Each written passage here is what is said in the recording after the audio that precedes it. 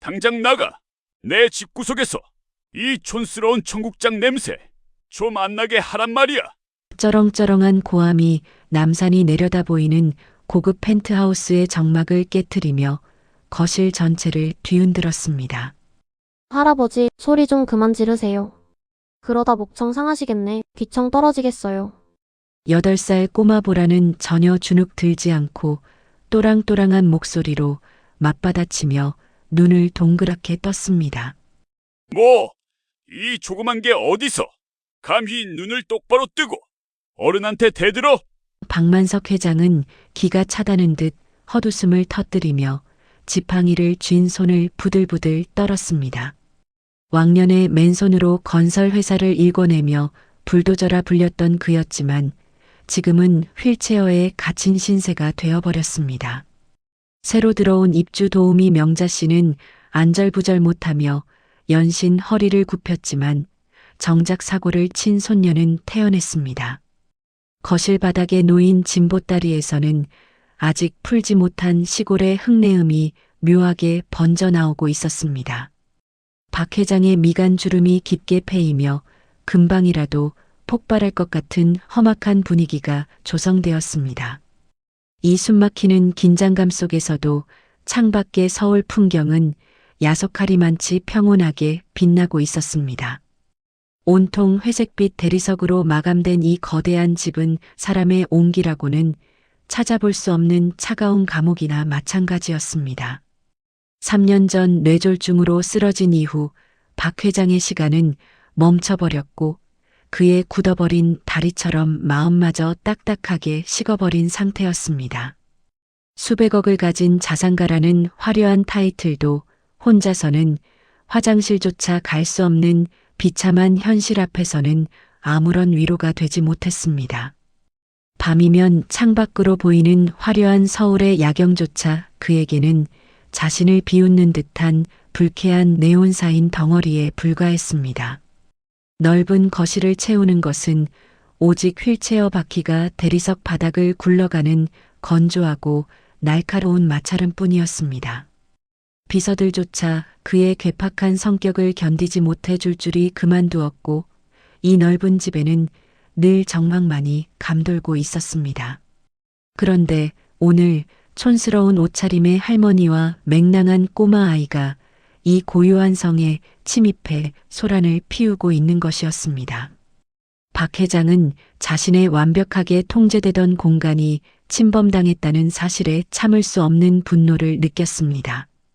그것은 단순히 냄새 때문만이 아니라 살아있는 것들이 내뿜는 생명력에 대한 본능적인 거부감이기도 했습니다. 박 회장은 끓어오르는 화를 주체하지 못해 휠체어 팔걸이를 주먹으로 강하게 내리치며 거친 숨을 몰아쉬었습니다. 그 모습은 마치 기름이 떨어져 작동을 멈추기 직전에 마지막 발악을 하는 고장난 기계처럼 위태로워 보였습니다. 평생을 앞만 보고 달리며 산 정상에 깃발을 꽂는 것만이 인생의 유일한 목표였던 그에게 벼랑 끝에 멈춰 선 지금의 현실은 죽음보다 더한 고통이었습니다. 자신의 수족이 되어주던 사람들마저 다 떠나고 곁에 남은 것이라곤 오직 재산을 노리는 조카 최 실장뿐이라는 사실이 그를 더욱 비참하게 만들었습니다. 명자 씨는 황급히 창문을 열어 냄새를 빼려 했지만 박 회장의 고함은 멈출 기미를 보이지 않았습니다. 문 닫아! 매연 들어온다니까. 아주 나를 말려 죽이려고 작정을 했구만. 박 회장의 억지스러운 트집에도 보라는 눈 하나 깜짝하지 않고 빤히 그를 쳐다보고 있었습니다. 아이의 시선은 박 회장의 분노로 일그러진 얼굴을 지나 담요로 덮여 있는 그의 다리에 머물렀습니다. 휠체어 아래로 힘없이 축 늘어진 다리는 박 회장이 가장 감추고 싶어하는 치부이자 아픔이었습니다. 보라는 씩씩거리며 분을 사귀지 못하는 박 회장의 앙상하게 마른 다리를 물끄러미 바라보며 고개를 갸웃거렸습니다.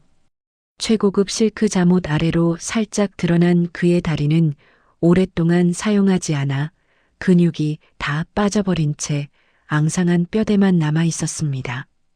보라는 마치 숲속에서 처음 보는 신기한 곤충을 발견한 아이처럼 호기심 어린 눈으로 천천히 휠체어 쪽으로 다가갔습니다. 박 회장은 그런 아이의 노골적인 시선이 불쾌해 미간을 잔뜩 찌푸리며 담요를 황급히 끌어내렸습니다. 뭘 봐! 어린 놈의 시키가 어른 몸을 그렇게 빤히 쳐다보는 거 아니야! 박 회장의 호통에도 보라는 아랑곳하지 않고 박 회장의 무릎 바로 앞까지 다가가 쪼그리고 앉아 시선을 맞췄습니다. 가까이서 본 아이의 눈동자는 티 없이 맑아서 박 회장은 순간적으로 자신의 초라한 모습이 비칠까봐 시선을 피하고 싶어졌습니다. 하지만 굳어버린 몸은 마음대로 움직여주지 않았고 그는 꼼짝없이 아이의 시선을 받아내야만 했습니다. 보라는 작은 손을 들어 올리려다 멈칫하더니 박 회장의 눈을 똑바로 바라보며 입을 열었습니다. 할아버지 다리는 꼭 우리 시골집 뒷마당에 방치된 죽은 대추나무 같아요. 껍질만 남아서 바스락거리는 게 딱 그 짝이네. 보라의 당돌한 말 한마디에 박 회장의 얼굴은 순식간에 불그락푸르락해지며 금방이라도 폭발할 화산처럼 일그러졌습니다. 천하의 박만석에게 감히 죽은 나무라니 살아생전 누구에게도 들어보지 못한 가장 모욕적인 언사였습니다. 이 맹랑한 것이 지금 뭐라고 했어? 죽은 나무? 내가 죽은 나무라고? 박 회장이 분을 이기지 못해 옆에 놓인 지팡이를 들어 올리려던 찰나 보라는 눈 하나 깜짝하지 않고 차분하게 말을 이어갔습니다. 명자 씨가 기겁하며 아이고 죄송합니다 회장님. 애가 뭘 몰라서 그럽니다. 하며 보라를 등 뒤로 감췄습니다. 하지만 보라는 할머니의 등 뒤에서 고개를 쏙 내밀며 다시 한번 쐐기를 박았습니다. 틀린 말 아니잖아요. 지금 하나도 안 움직이고 말라비 틀어졌으니까 죽은 나무 맞지? 박 회장의 손이 부들부들 떨리며 지팡이가 허공에서 춤을 추듯 위태롭게 흔들렸습니다. 보라의 말은 단순한 어린아이의 투정이나 농담처럼 들리지 않았고 묘하게 박 회장의 가슴 한구석을 찌르는 날카로움이 있었습니다. 사실 박 회장 스스로도 매일 밤 자신의 다리를 내려다보며 썩어가는 고목 같다고 생각했기 때문이었습니다. 남에게 들키고 싶지 않았던 가장 아픈 진실을 고작 8살짜리 꼬마에게 들켜버린 수치심이 밀려왔습니다. 박 회장은 어이가 없다는 표정으로 헛웃음을 터뜨리며 지팡이를 다시 무릎 위로 털썩 내려놓았습니다. 그래! 죽은 나무다! 다 죽어서 이제 땔감으로도 못 쓰는 나무야! 그러니까 썩 꺼져! 박 회장의 자조 섞인 고함에도 보라는 물러서지 않고 오히려 한 발짝 더 다가왔습니다. 근데 할아버지 그거 알아요? 우리 할머니가 그러는데 죽은 줄 알았던 나무도 매일 말 걸어주고 물 주면 다시 잎이 난대요. 보라의 목소리에는 확신이 차 있었고 그 순수한 믿음이 박 회장을 더욱 혼란스럽게 만들었습니다. 의사들도 포기한 다리에 대고 죽은 나무에 물을 주라니 기가 막힌 처방이었습니다. 박 회장은 이 건방진 꼬마와 할머니를 당장이라도 쫓아내고 싶었지만 마음 한편에서는 이 당돌함이 묘하게 지루한 일상을 자극한다는 것을 느꼈습니다. 3년 동안 누구도 자신을 이렇게 정면으로 그것도 동정심 없는 눈으로 바라본 적이 없었습니다. 모두가 박 회장의 돈을 보고 굽신거리거나 장애를 보고 혀를 차며 동정할 뿐이었습니다. 그런데 이 꼬마는 박 회장을 그저 고집불통 할아버지이자 치료해야 할 나무로 대하고 있었습니다. 그래서 내가 그 죽은 나무 같은 내 다리에 물이라도 주겠다는 거냐? 박 회장의 비아냥거리는 말투에도 보라는 싱긋 웃으며 힘차게 고개를 끄덕였습니다. 네, 제가 할아버지 다리 다시 살려볼게요. 대신 제가 이기면 저기 삭막한 옥상 마당에 제가 심고 싶은 꽃 잔뜩 심게 해주세요. 보라가 가리킨 곳은 삭막한 콘크리트 바닥만 드러난 펜트하우스의 넓은 테라스였습니다. 박 회장은 그곳을 정원이 아닌 흡연 구역이나 짐을 쌓아두는 창고처럼 쓰고 있었습니다. 세계 최고의 재활 전문의들도 포기하고 고개를 저었던 불치 판정을 받은 달이었습니다.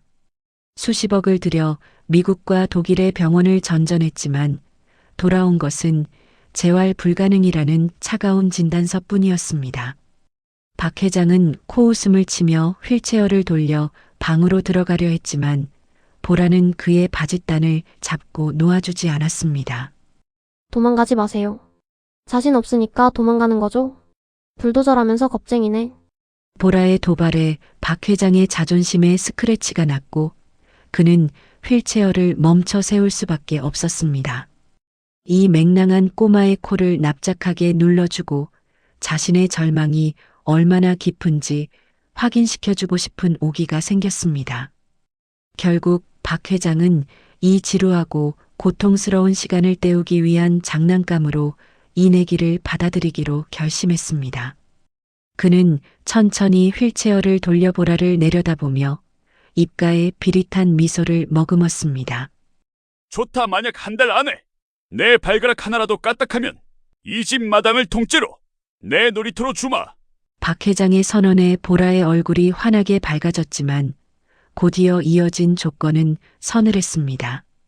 대신 실패하면 내 할머니랑 당장 짐 싸서 위약금까지 물고 나가는 거다. 알겠냐? 명자 씨는 기겁하며 말리려 했지만 보라는 이미 새끼손가락을 내밀고 있었습니다. 약속해요. 할아버지 이제 후회해도 소용없어요. 제가 꼭 이길 거니까. 말도 안 되는 내기가 성사되는 순간 펜트하우스의 차가운 공기가 미세하게 변하기 시작했습니다. 박 회장은 콧방귀를 뀌며 방으로 들어가 버렸지만 등 뒤에서 느껴지는 아이의 시선은 여전히 뜨거웠습니다. 닫힌 방문 너머로 보라가 내일부터 바로 치료 시작이에요. 라고 외치는 소리가 들려왔습니다. 박 회장은 어둠 속에 홀로 앉아 자신의 다리를 내려다보며 씁쓸하게 중얼거렸습니다. 미친 짓이야. 죽은 나무의 꽃이 필 리가 없지. 하지만 그날 밤 박 회장은 아주 오랜만에 꿈을 꾸지 않고 깊은 잠에 들 수 있었습니다. 다음 날 아침 박 회장은 평소보다 일찍 눈을 떴고 거실에서 들려오는 달그락거리는 소리에 귀를 기울였습니다. 여느 때라면 짜증부터 냈겠지만 오늘은 묘하게 그 소리가 거슬리지 않았습니다. 문을 열고 나가자 보라가 양손에 흙이 잔뜩 묻은 장갑을 끼고 거실 한가운데 서 있었습니다. 할아버지 일어나셨어요? 자, 이제 햇볕 쐬러 나가요. 보라는 박 회장의 대답도 듣지 않고 다짜고짜 휠체어 뒤로 가서 손잡이를 잡았습니다. 이게 무슨 짓이야? 놔. 난 아침 먹기 전에는 안 움직여. 박 회장이 버럭 소리를 질렀지만 보라는 꿈쩍도 하지 않고 낑낑거리며 휠체어를 밀기 시작했습니다. 나무는 아침 햇살을 먹어야 튼튼해지는 거예요. 잔말 말고 따라오세요. 조그만 아이가 끙끙대며 휠체어를 미는 모습이 우스꽝스러웠지만 박 회장은 못 이기는 척 힘을 빼주었습니다. 베란다 창문이 활짝 열리고 차가운 아침 공기와 함께 눈부신 햇살이 박 회장의 전신을 덮쳤습니다. 할아버지, 나무는 햇빛을 봐요. 밥을 먹는 거예요. 다리한테도 따뜻한 밥 좀 주세요. 보라는 박 회장의 무릎 위에 자신의 흙 묻은 작은 손을 얹고는 알 수 없는 주문을 중얼거리기 시작했습니다.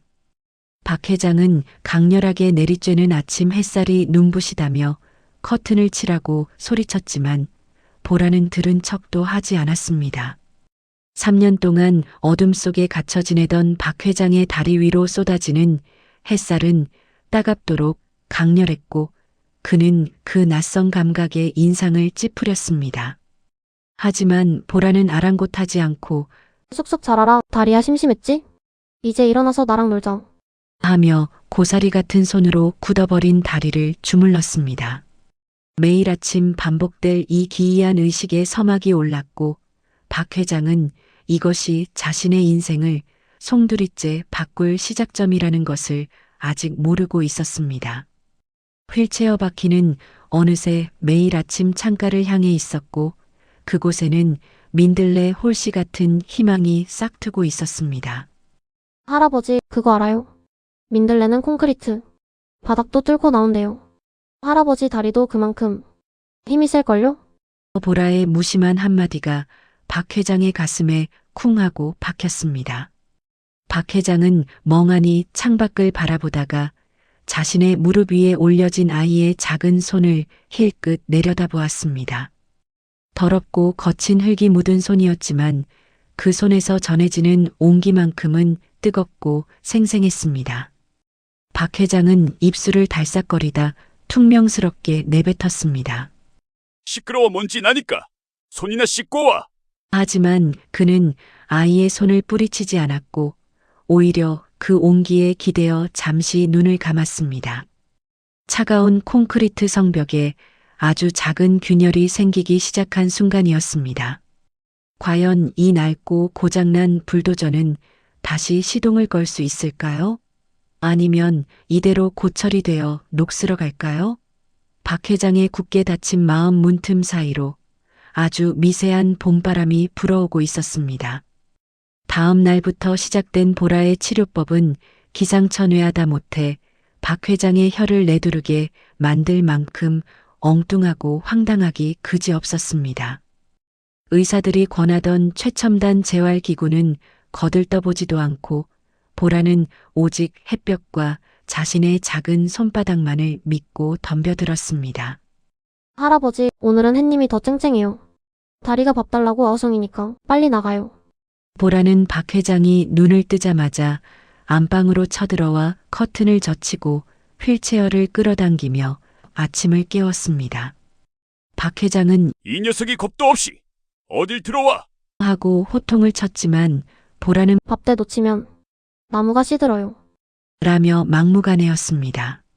결국 박 회장은 못 이기는 척 휠체어에 몸을 싣고 베란다로 끌려나갔고 강렬한 오전의 햇살을 온몸으로 받아내야 했습니다. 3년 동안 어두침침한 방 안에서 커튼 뒤에 숨어 지내던 그에게 적나라하게 쏟아지는 태양빛은 처음에는 화상 입을 듯 따갑게만 느껴졌습니다.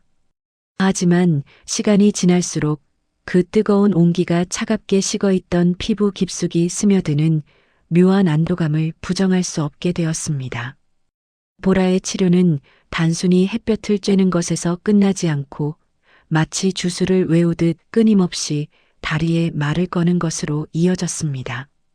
자, 오늘은 발가락 친구들이 일어날 시간이에요.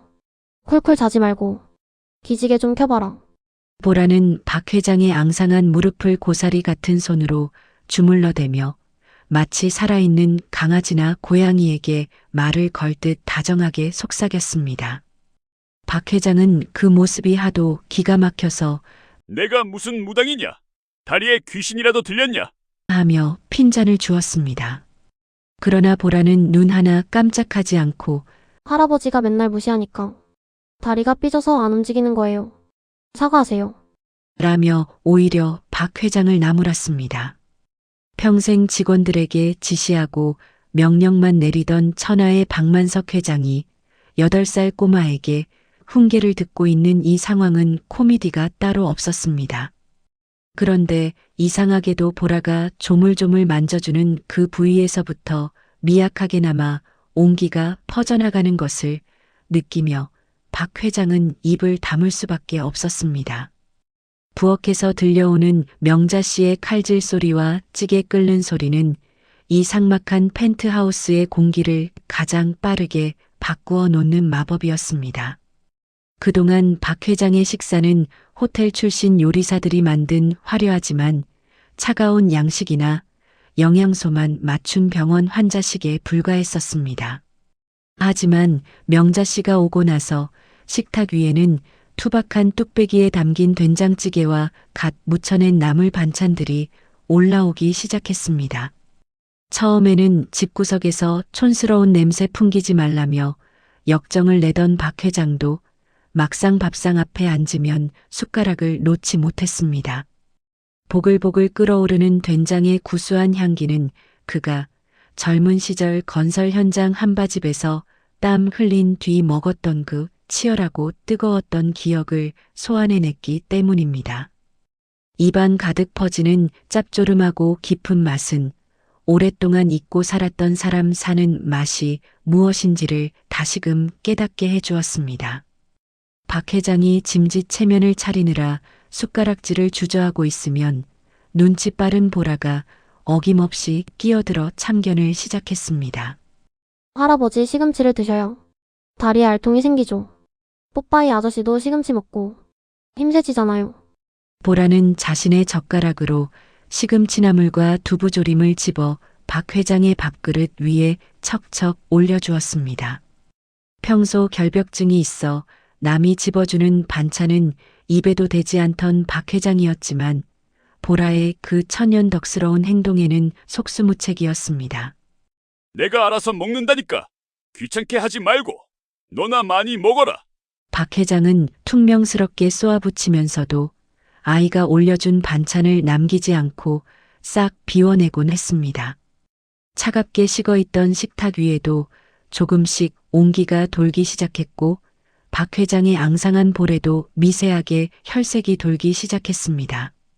식사 시간마다 오가는 투닥거림은 어느새 박 회장의 하루 중 가장 시끄럽지만 가장 기다려지는 시간이 되어가고 있었습니다. 오후가 되면 보라는 박 회장의 휠체어 옆에 딱 달라붙어 자신이 학교 오가며 보고 들은 세상 이야기를 보따리 풀듯 늘어놓았습니다. 오늘 학교 가는 길에 보도블록 틈에서 노란 민들레가 핀 걸 봤어요. 걔는 흙도 별로 없는데 어떻게 거기서 나왔을까요? 보라의 시선은 화려한 빌딩 숲이 아니라 그 틈바구니에서 살아남은 작고 사소한 생명들을 향해 있었습니다. 박 회장은 평생 더 높은 건물, 더 비싼 땅만 바라보느라 발밑에 피어있는 꽃 따위는 거들떠보지도 않고 살아왔습니다. 그런데 아이의 눈을 통해 듣는 세상은 삭막한 콘크리트 정글이 아니라 생명력이 꿈틀대는 신비로운 곳이었습니다. 박 회장은 휠체어에 앉아 꼼짝도 할 수 없는 처지였지만 보라의 이야기를 듣고 있으면 마치 자신이 그 골목길을 함께 걷고 있는 듯한 착각에 빠지곤 했습니다. 그 녀석 참 독종이구만. 시멘트 바닥을 뚫고 나오다니. 박 회장이 무심코 던진 한마디에 보라는 할아버지랑 똑같네. 할아버지도 불도저라면서요. 하며 까르르 웃음을 터뜨렸습니다. 보라의 마사지는 전문 물리치료사의 세련된 손길과는 비교할 수 없을 만큼 어설프고 투박하기 짝이 없었습니다. 하지만 그 작은 손바닥에서 전해지는 체온은 고무장갑이나 차가운 기계가 줄 수 없는 진심 어린 위로를 담고 있었습니다. 박 회장은 자신의 다리가 흉측하게 말라 비틀어져서 남들에게 보여주기조차 꺼려했지만 보라는 그 다리를 세상에서 가장 소중한 보물 다루듯 어루만졌습니다. 할아버지 다리는 지금 겨울잠을 자는 거예요. 곰돌이처럼 쿨쿨 자다가 봄이 되면 벌떡 일어날걸요? 아이의 순수한 믿음은 박 회장이 스스로에게 씌웠던 불구자라는 낙인을 조금씩 지워내고 있었습니다. 3년 동안 굳게 닫혀있던 마음의 빗장이 이 작은 아이의 따뜻한 손길에 의해 아주 조금씩 소리 없이 녹아내리고 있었습니다. 박 회장은 나른함에 취해 꾸벅꾸벅 졸면서도 다리에서 느껴지는 보라의 손길이 멈추지 않기를 내심 바라고 있었습니다. 박 회장의 펜트하우스는 이제 더 이상 죽은 자들의 무덤처럼 고요하고 적막한 공간이 아니었습니다. 명자 씨가 청소기를 돌리며 흥얼거리는 트로트 가락과 텔레비전에서 흘러나오는 만화 영화 소리, 그리고 보라가 거실을 뛰어다니는 발소리가 집안을 가득 채웠습니다. 예전 같으면 시끄러워. 당장 조용히 못해? 하고 불호령을 내렸을 소음들이었지만 박 회장은 묵묵히 그 소리들을 견디어내고 있었습니다.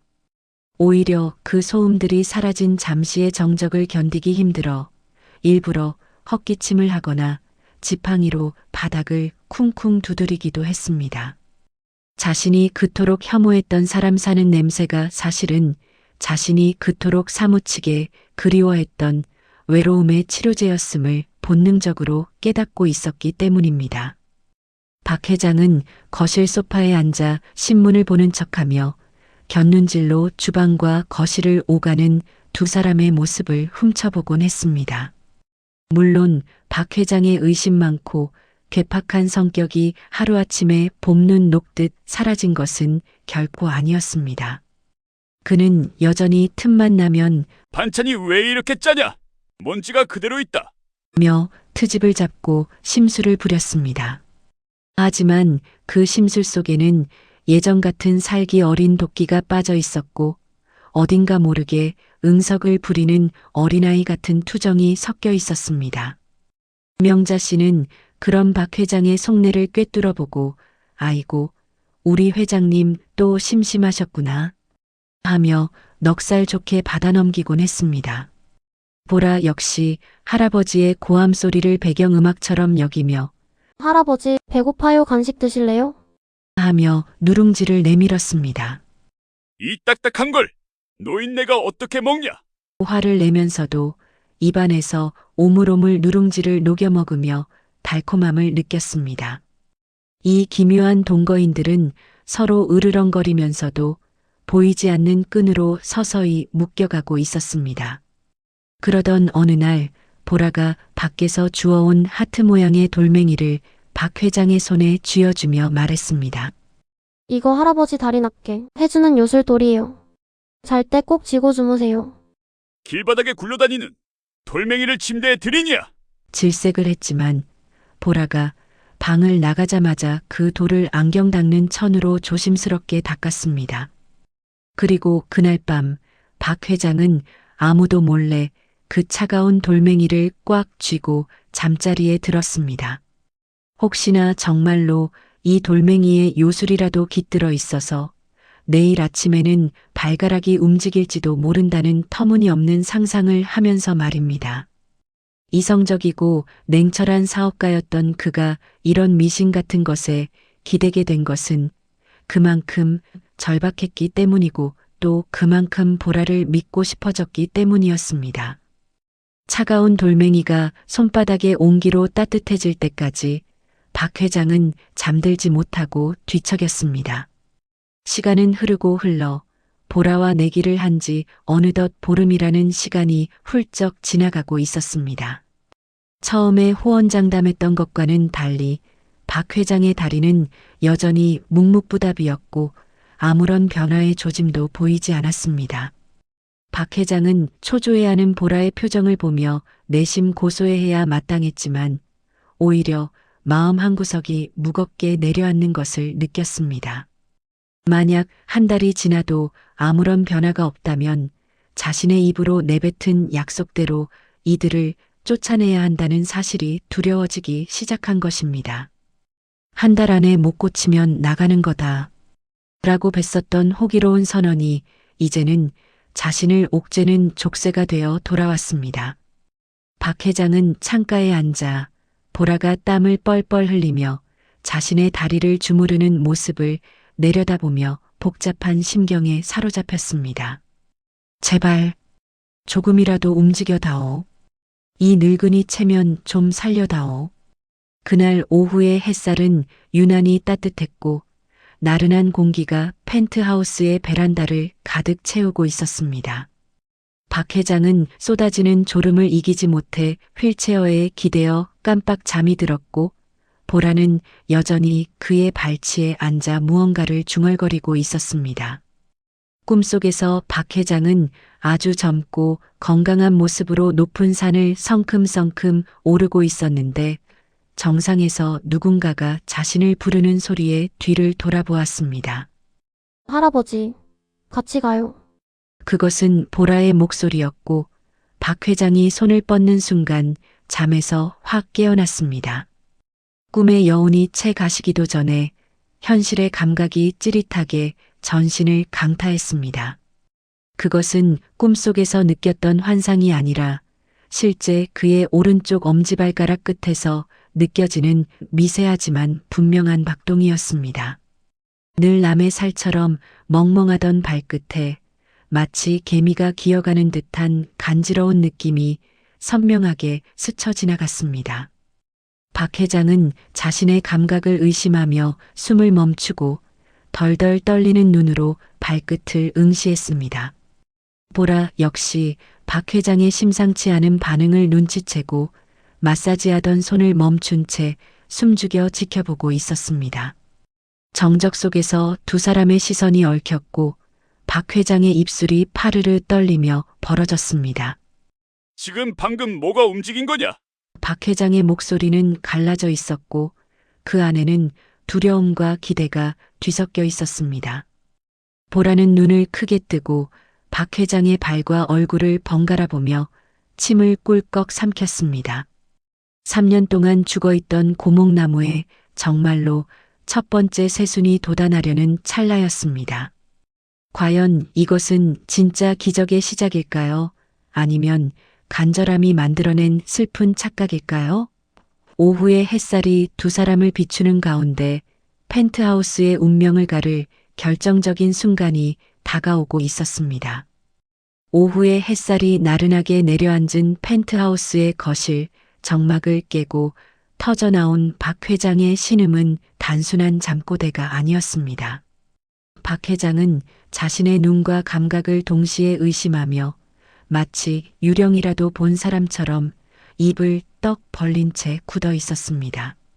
방금 전 발가락 끝을 스치고 지나간 그 느낌은 분명 3년 동안 잊고 살았던 생명의 신호였습니다. 늘 얼음물에 담근 것처럼 차갑고 무겁기만 했던 달이었는데 아주 찰나였지만 뜨거운 전류가 혈관을 타고 흐르는 듯한 찌릿함이 느껴졌기 때문입니다. 박 회장은 혹시나 자신이 너무 간절한 나머지 헛것을 느낀 것은 아닌지 의심스러워 마른 침을 꿀꺽 삼키며 다시 한번 온 신경을 발끝에 집중했습니다. 심장이 터질 듯 쿵쿵거리는 소리가 귓가에 울려 퍼졌고 식은땀이 등줄기를 타고 흘러내렸습니다. 보라는 마사지하던 손을 멈추고 박 회장의 흔들리는 동공을 뚫어져라 바라보며 숨을 죽이고 있었습니다. 할아버지 지금 느꼈죠? 방금 발가락이 꼼지락한 거 맞죠? 보라의 목소리가 정적을 깨며 튀어나왔고 그제야 박 회장은 현실로 돌아왔습니다. 아니, 그럴 리가 없어. 그냥 쥐가 난 걸 거야. 그래, 근육경련일 거야. 박 회장은 애써 고개를 저으며 부정하려 했지만 그의 목소리는 이미 심하게 떨리고 있었습니다. 수백 번도 넘게 꿈꿔왔던 순간이 막상 현실로 다가오자 기쁨보다는 두려움이 앞섰기 때문입니다. 만약 이것이 일시적인 착각이고 내일 아침 다시 아무런 감각이 없는 상태로 돌아간다면 그 절망감을 두 번 다시 견딜 수 없을 것 같았습니다. 하지만 보라는 확신에 찬 눈빛으로 박 회장의 무릎을 와락 끌어안으며 소리쳤습니다. 아니에요. 제가 봤어요. 엄지발가락이 안녕 하고 인사했다고요. 아이의 뜨거운 체온이 무릎을 통해 전해지자 박 회장의 마음속에 있던 두려움의 장벽이 와르르 무너져 내렸습니다. 정말 움직인 거냐? 박 회장의 눈시울이 붉어지며 평생 흘리지 않았던 눈물 한 방울이 주름진 뺨을 타고 흘러내렸습니다. 그것은 3년이라는 긴 겨울을 견뎌낸 고목나무가 터트린 첫 번째 수액과도 같았습니다. 보라는 박 회장의 눈물을 작은 손으로 닦아주며 세상에서 가장 환한 미소를 지어 보였습니다. 거 봐요. 대추나무가 물 마시고 깨어난다고 했잖아요. 이제 할아버지랑 달리기 시합도 할 수 있어요. 아이의 천진난만한 말에 박 회장은 울다가 웃다가를 반복하며 3년 만에 처음으로 소리내어 웃음을 터뜨렸습니다. 삭막했던 콘크리트 감옥의 웃음소리가 울려 퍼지는 이 믿기 힘든 광경을 부엌에서 나온 명자 씨가 멍하니 바라보고 있었습니다. 회장님, 정말 감각이 돌아오신 거예요? 명자 씨 역시 믿을 수 없다는 듯 앞치마로 눈가를 훔치며 다가왔습니다. 그날 저녁 펜트하우스에는 작은 축제가 벌어졌는데 메뉴는 다름 아닌 삼겹살 파티였습니다. 평소 냄새난다고 질색하던 박 회장이 직접 오늘 저녁은 지글지글 굽는 고기가 먹고 싶구나 하고 외쳤기 때문입니다. 명자 씨는 신이 나서 최고급 한우 대신 두툼한 삼겹살을 사왔고 거실 한복판에 신문지를 깔고 불판을 올렸습니다. 아이고, 우리 회장님. 입맛 돌아오신 거. 좀 봐, 보라야. 상추 좀 더 씻어와라. 명자 씨의 목소리에도 덩달아 신명이 났고 보라는 콧노래를 부르며 쌈 채소를 한가득 날랐습니다. 지글지글 고기 굽는 소리와 고소한 기름 냄새가 온 집안을 가득 채웠지만 박 회장은 창문 열지 마라. 이 냄새가 보약이다. 하며 껄껄 웃었습니다. 상추쌈을 크게 싸서 볼이 터져라 밀어넣는 박 회장의 모습은 더 이상 병약하고 까칠한 노인이 아니라 생명력 넘치는 옆집 할아버지 같았습니다. 보라가 할아버지, 저랑 짠해요. 하며 사이다 잔을 내밀자 박 회장은 물잔을 부딪히며 건배를 외쳤습니다. 그래, 우리 보라 덕분에 내가 살았다. 건배! 식사를 마친 후 박 회장은 다시 베란다로 나가 밤하늘을 올려다보았는데 늘 잿빛으로만 보이던 서울의 밤하늘이 오늘따라 유난히 반짝거려 보였습니다. 보라야, 이리 와보렴. 박 회장의 부름에 보라가 쪼르르 달려와 휠체어 옆에 섰습니다. 박 회장은 주머니에서 무언가를 꺼내 보라의 손에 쥐어주었는데 그것은 낮에 보라가 주었던 하트 모양의 돌멩이였습니다. 내 말이 맞았다. 이게 정말 요술 돌멩이였나? 보구나 고맙다, 보라야. 박 회장의 진심 어린 고백에 보라는 얼굴을 붉히며 수줍게 웃었습니다. 아니에요. 할아버지가 다리한테 말을 잘 걸어줘서 그런 거예요. 다리도 할아버지 마음 알았나 봐요. 아이의 순수한 대답은 박 회장의 가슴을 다시 한번 뭉클하게 만들었습니다. 돈으로 모든 것을 해결하려 했던 자신의 오만한 지난 날들이 주마등처럼 스쳐 지나갔습니다. 진정한 치유는 최고급 병실이나 비싼 약이 아니라 사람의 온기와 진심 어린 관심에서 시작된다는 것을 이 작은 아이에게 배웠습니다. 하지만 이 행복한 순간이 영원할 수 없다는 것을 알리는 불길한 징조가 그림자처럼 다가오고 있었습니다. 박 회장의 변화를 감지한 것은 펜트하우스의 식구들뿐만이 아니었기 때문입니다. 며칠 전부터 박 회장의 저택 주변을 어슬렁거리던 검은색 세단 한 대가 있었는데 그 차의 주인은 바로 박 회장의 조카 최 실장이었습니다. 최 실장은 박 회장의 병세가 호전되었다는 소문을 듣고 자신이 몰래 추진하던 유산 상속 계획에 차질이 생길까 전전긍긍하고 있었습니다. 그는 박 회장의 휠체어에 몰래 설치해둔 도청 장치를 통해 오늘 밤 벌어진 기적 같은 일들을 모두 듣고 있었습니다. 젠장, 다리가 움직였다고? 그 늙은이가 다시 걸을 수 있게 되면 모든 게 물거품이야. 최 실장은 운전대를 주먹으로 내리치며 이를 갈았고 그의 눈빛은 뱀처럼 서늘하게 빛나고 있었습니다. 최 실장은 며칠 전 박 회장에게 심어둔 의심의 씨앗이 아직 싹을 틔우지 못했다는 것에 조바심을 느꼈습니다. 꽃뱀 사기단이라는 거짓 정보를 흘렸음에도 불구하고 박 회장은 보라와 명자 씨에게 완전히 마음을 열어버린 듯 보였습니다. 이대로 가다가는 박 회장이 전 재산을 사회에 환원하거나 심지어 저 식문의 식구들에게 물려줄지도 모른다는 불안감이 엄습했습니다. 최 실장은 휴대폰을 꺼내 어딘가로 전화를 걸었고 낮고 음침한 목소리로 지시를 내렸습니다. 계획을 앞당겨야겠어. 내일 당장 실행해둬. 이상 시간을 끌다가는 내가 죽게 생겼어. 전화기 너머에서 들려오는 짧은 대답을 들은 후 최 실장은 비릿한 웃음을 흘리며 펜트하우스 쪽을 노려보았습니다. 저택의 불빛은 여전히 따뜻하게 빛나고 있었지만 그 빛을 집어삼킬 거대한 먹구름이 몰려오고 있다는 사실을 아무도 눈치채지 못했습니다. 다음 날 아침 펜트하우스의 초인종이 요란하게 울려 퍼졌고 평화로웠던 아침 식사 시간은 산산조각이 났습니다. 누구세요? 명자 씨가 앞치마에 손을 닦으며 인터폰 화면을 확인하자 말끔한 정장을 입은 낯선 남자들이 서 있었습니다. 회장님을 뵈러 왔습니다. 긴급하게 보고 드릴 사항이 있어서요. 문을 열어주자마자 최 실장이 낯선 남자들을 대동하고 거실로 들이닥쳤습니다. 박 회장은 식사를 방해받은 불쾌함에 숟가락을 내려놓으며 호통을 쳤습니다. 아침부터 무슨 행패냐? 내가 약속 없이는 아무도 들이지 말라고 했잖아. 하지만 최 실장은 전혀 당황하지 않고 오히려 비장한 표정으로 박 회장 앞에 무릎을 꿇었습니다.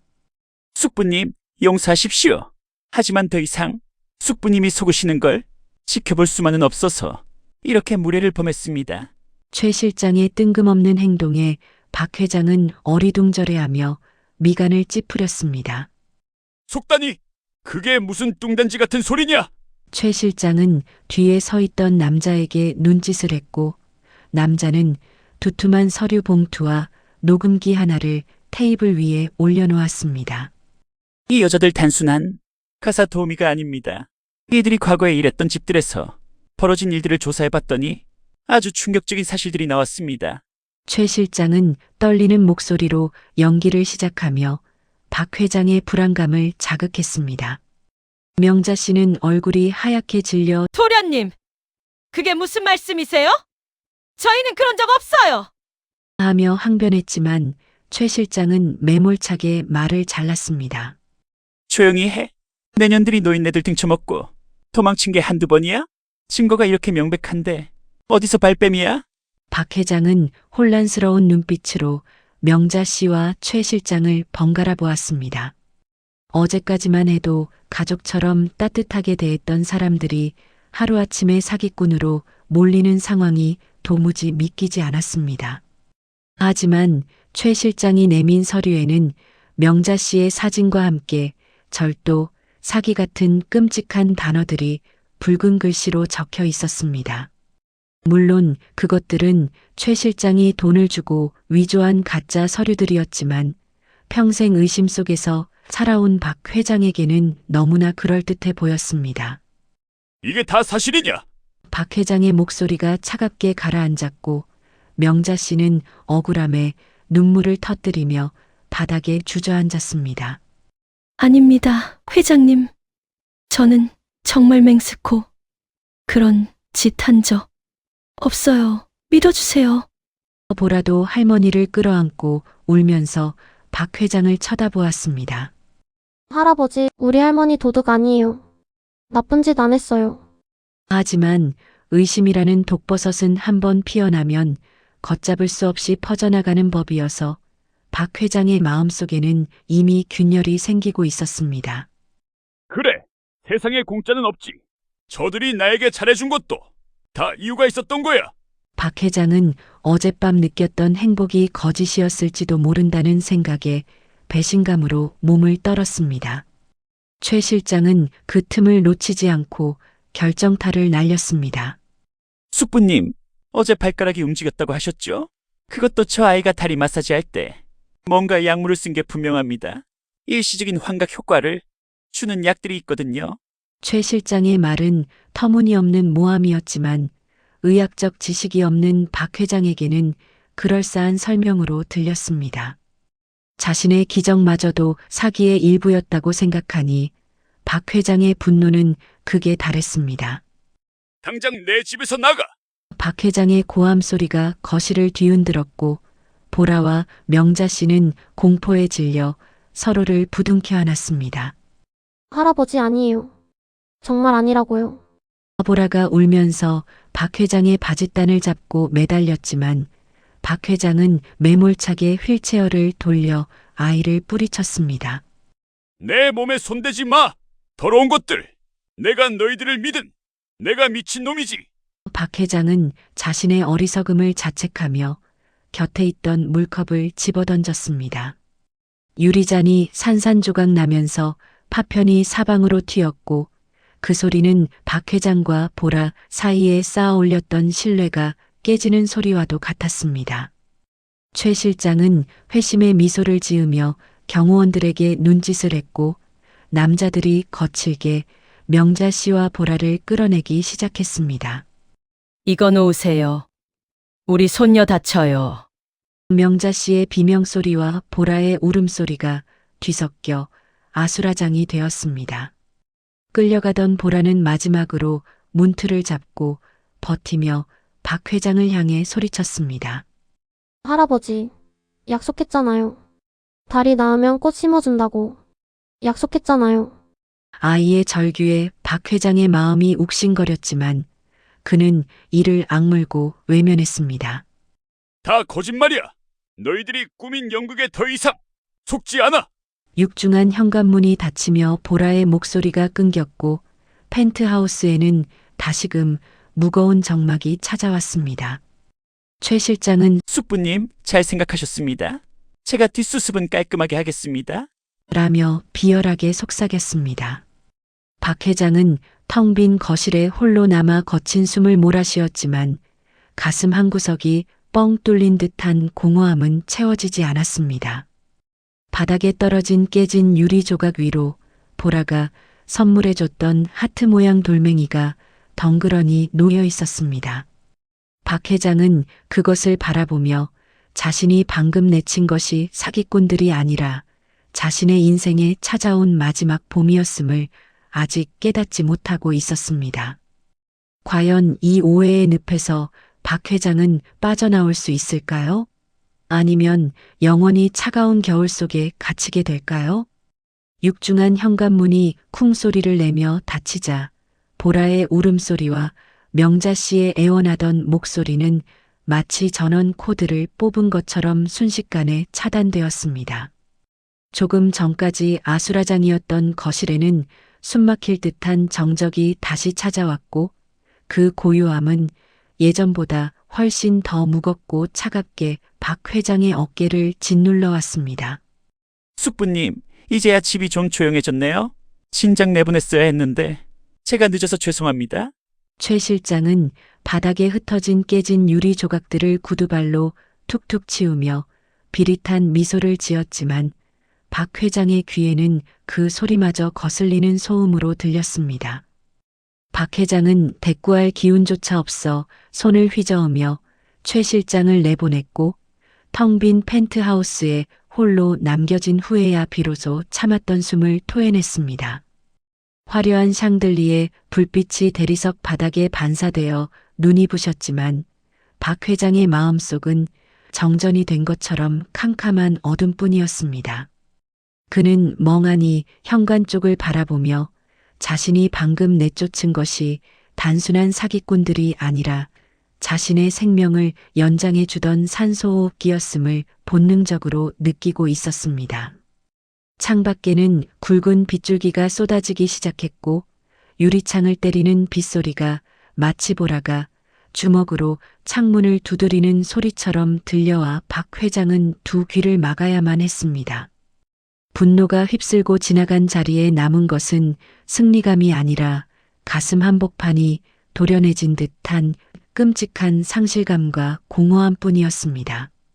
다음 날부터 박 회장의 일상은 다시 보라가 오기 전에 회색빛 지옥으로 되돌아갔지만 그 고통의 강도는 비교할 수 없을 만큼 참혹했습니다.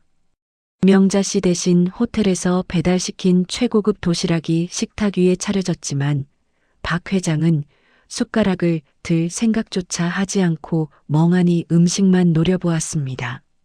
기름지고 화려한 반찬들에서는 아무런 냄새도 나지 않는 것 같았고 구수한 된장찌개와 짭조름한 나물 무침이 사무치게 그리워 입안이 썼습니다. 그는 습관처럼 휠체어를 밀고 베란다 창가로 가보았지만 그곳에는 보라가 제잘거리던 목소리도 따스하게 내리쬐던 햇살도 온데간데 없었습니다. 박 회장은 떨리는 손으로 자신의 무릎을 주물러 보며 다리에게 말을 걸어보았지만 다리는 다시 죽은 통나무처럼 차갑게 식어 아무런 대답도 하지 않았습니다. 일어나봐. 제발 좀 움직여 보란 말이야. 어제는 움직였잖아. 박 회장이 울부짖으며 자신의 허벅지를 주먹으로 내리쳤지만 돌아오는 것은 둔탁한 타격음과 뼈에 사무치는 절망뿐이었습니다. 최 실장의 말대로 그 모든 것이 약물에 의한 일시적인 환각이었을까 하는 의심이 다시금 고개를 들며 그를 괴롭혔습니다. 마음이 다치자 몸도 거짓말처럼 다시 닫혀버렸고 박 회장은 스스로를 칠흑 같은 어둠 속에 가두며 커튼을 굳게 닫아버렸습니다. 사흘이 지나자 박 회장은 식음을 전폐한 채 짐승처럼 웅크리고 앉아 집안 곳곳에 남아있는 두 사람의 흔적을 쫓는 환각에 시달리기 시작했습니다. 소파 구석에는 보라가 가지고 놀던 색종이 조각이 떨어져 있었고 부엌 식탁 모서리에는 명자 씨가 행주를 개어놓던 자리가 선명하게 남아 있었습니다. 할아버지, 이것 보세요. 민들레가 피었어요. 어디선가 보라의 맑은 목소리가 들리는 것 같아 화들짝 놀라 고개를 돌려보면 그곳에는 차가운 공기청정기만 윙윙거리고 있을 뿐이었습니다. 박 회장은 자신이 미쳐가고 있다고 생각하며 머리를 감싸 쥐었지만 가슴속 깊은 곳에서 피어오르는 그리움은 억누를 수가 없었습니다. 사기꾼이라고 도둑이라고 수천 번을 되뇌어 보아도 자신의 발을 닦아주던 보라의 그 따뜻한 손길과 걱정 어린 눈빛은 도저히 연기라고 믿기지 않았습니다. 내가 감히 나를 속여? 천하의 방만석을 가지고 놀아. 박 회장은 배신감을 핑계로 그리움을 지우려 애썼지만 그럴수록 보라의 빈자리는 블랙홀처럼 커져만 갔습니다. 밤이 되면 텅 빈 옥상 정원을 바라보며 보라와 약속했던 꽃밭을 상상하던 자신의 모습이 떠올라 괴로움에 몸부림쳤습니다. 그러던 어느 날 박 회장은 최 실장이 가져왔던 증거 서류들을 다시 확인하기 위해 서재의 금고를 열다가 바닥에 떨어진 낡은 스케치북 하나를 발견했습니다. 그것은 보라가 쫓겨나던 날 미처 챙기지 못하고 소파 밑에 떨어뜨리고 간 그림일기장이었습니다. 이것도 훔쳐갈 게 있나? 적어놓은 장부겠지. 거칠게 스케치북을 집어들었지만 표지를 넘기는 손끝은 미세하게 떨리고 있었습니다.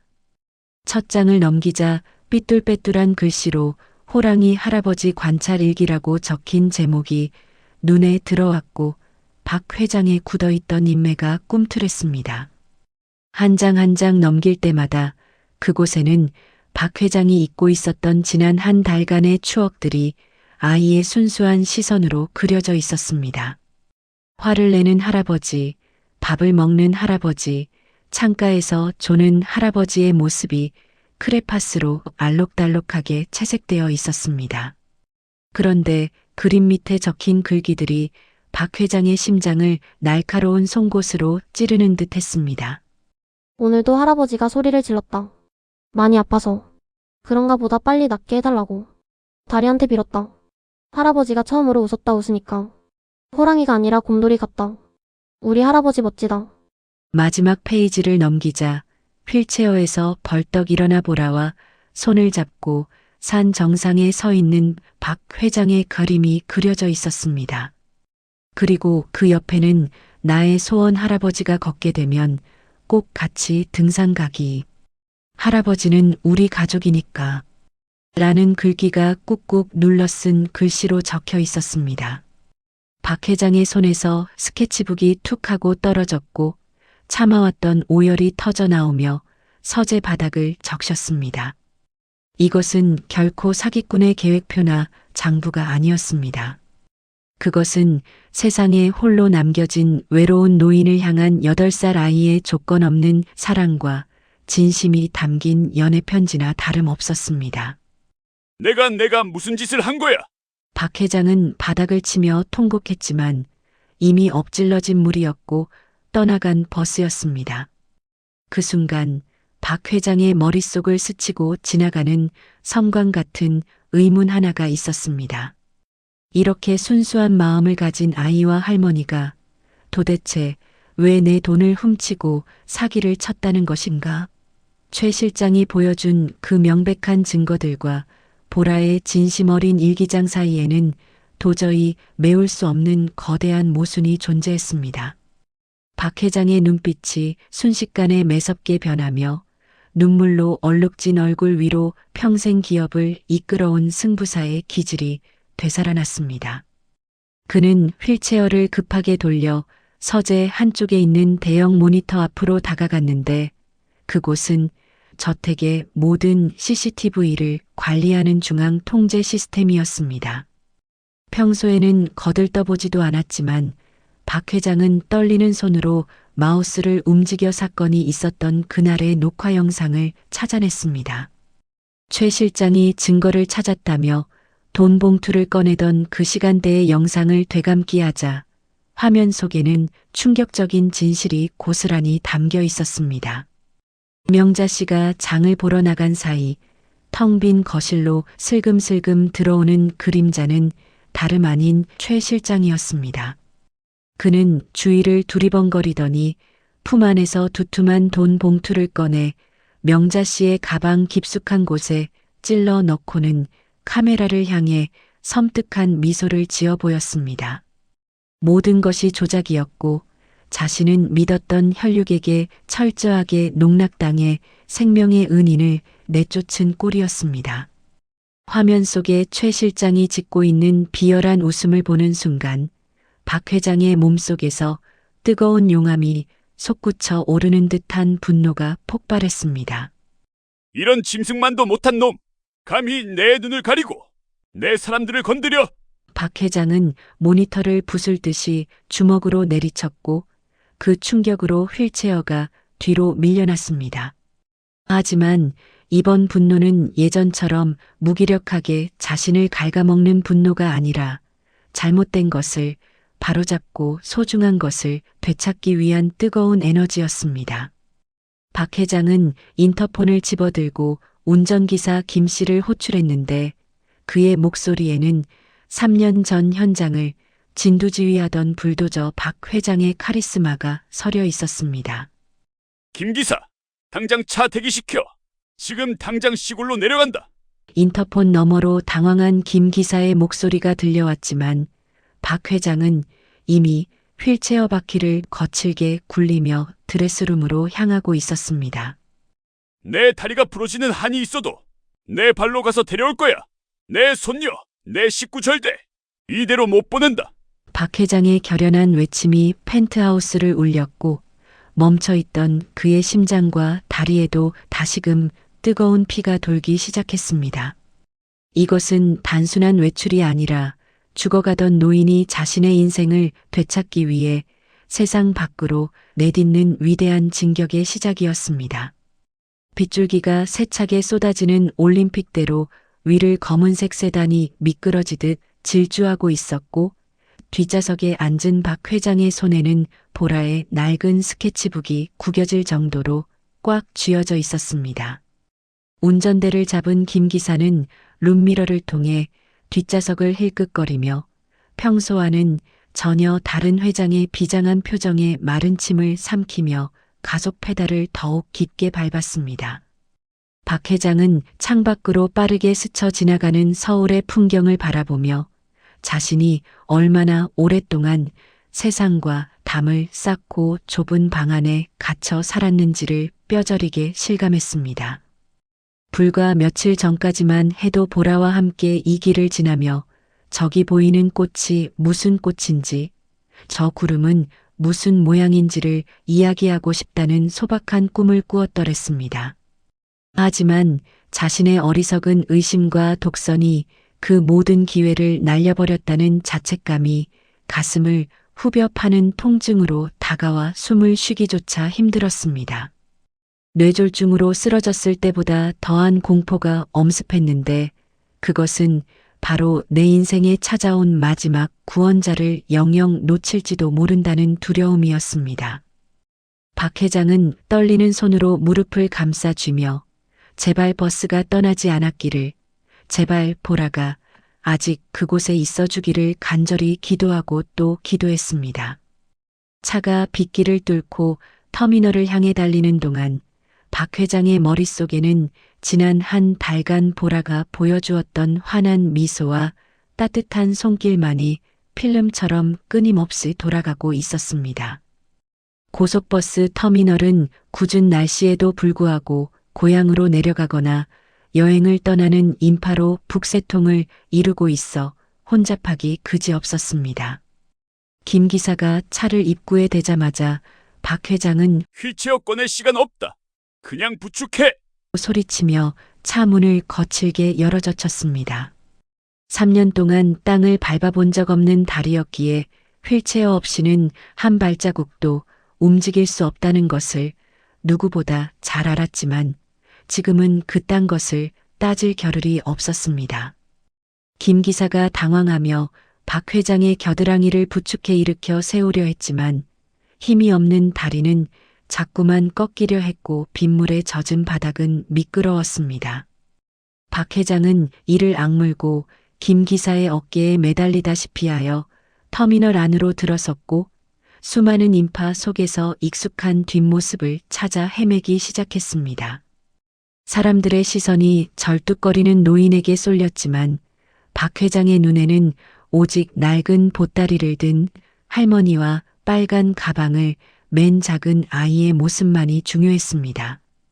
저 멀리 승차 홈 앞에서 표를 내고 있는 명자 씨와 보라의 모습이 희미하게 눈에 들어왔을 때 박 회장의 심장은 터질 듯이 요동치기 시작했습니다. 버스 문이 열리고 두 사람이 막 계단을 오르려는 찰나 박 회장은 평생을 다해 목청껏 그들의 이름을 불렀습니다. 보라야, 명자씨, 가지 마. 멈춰.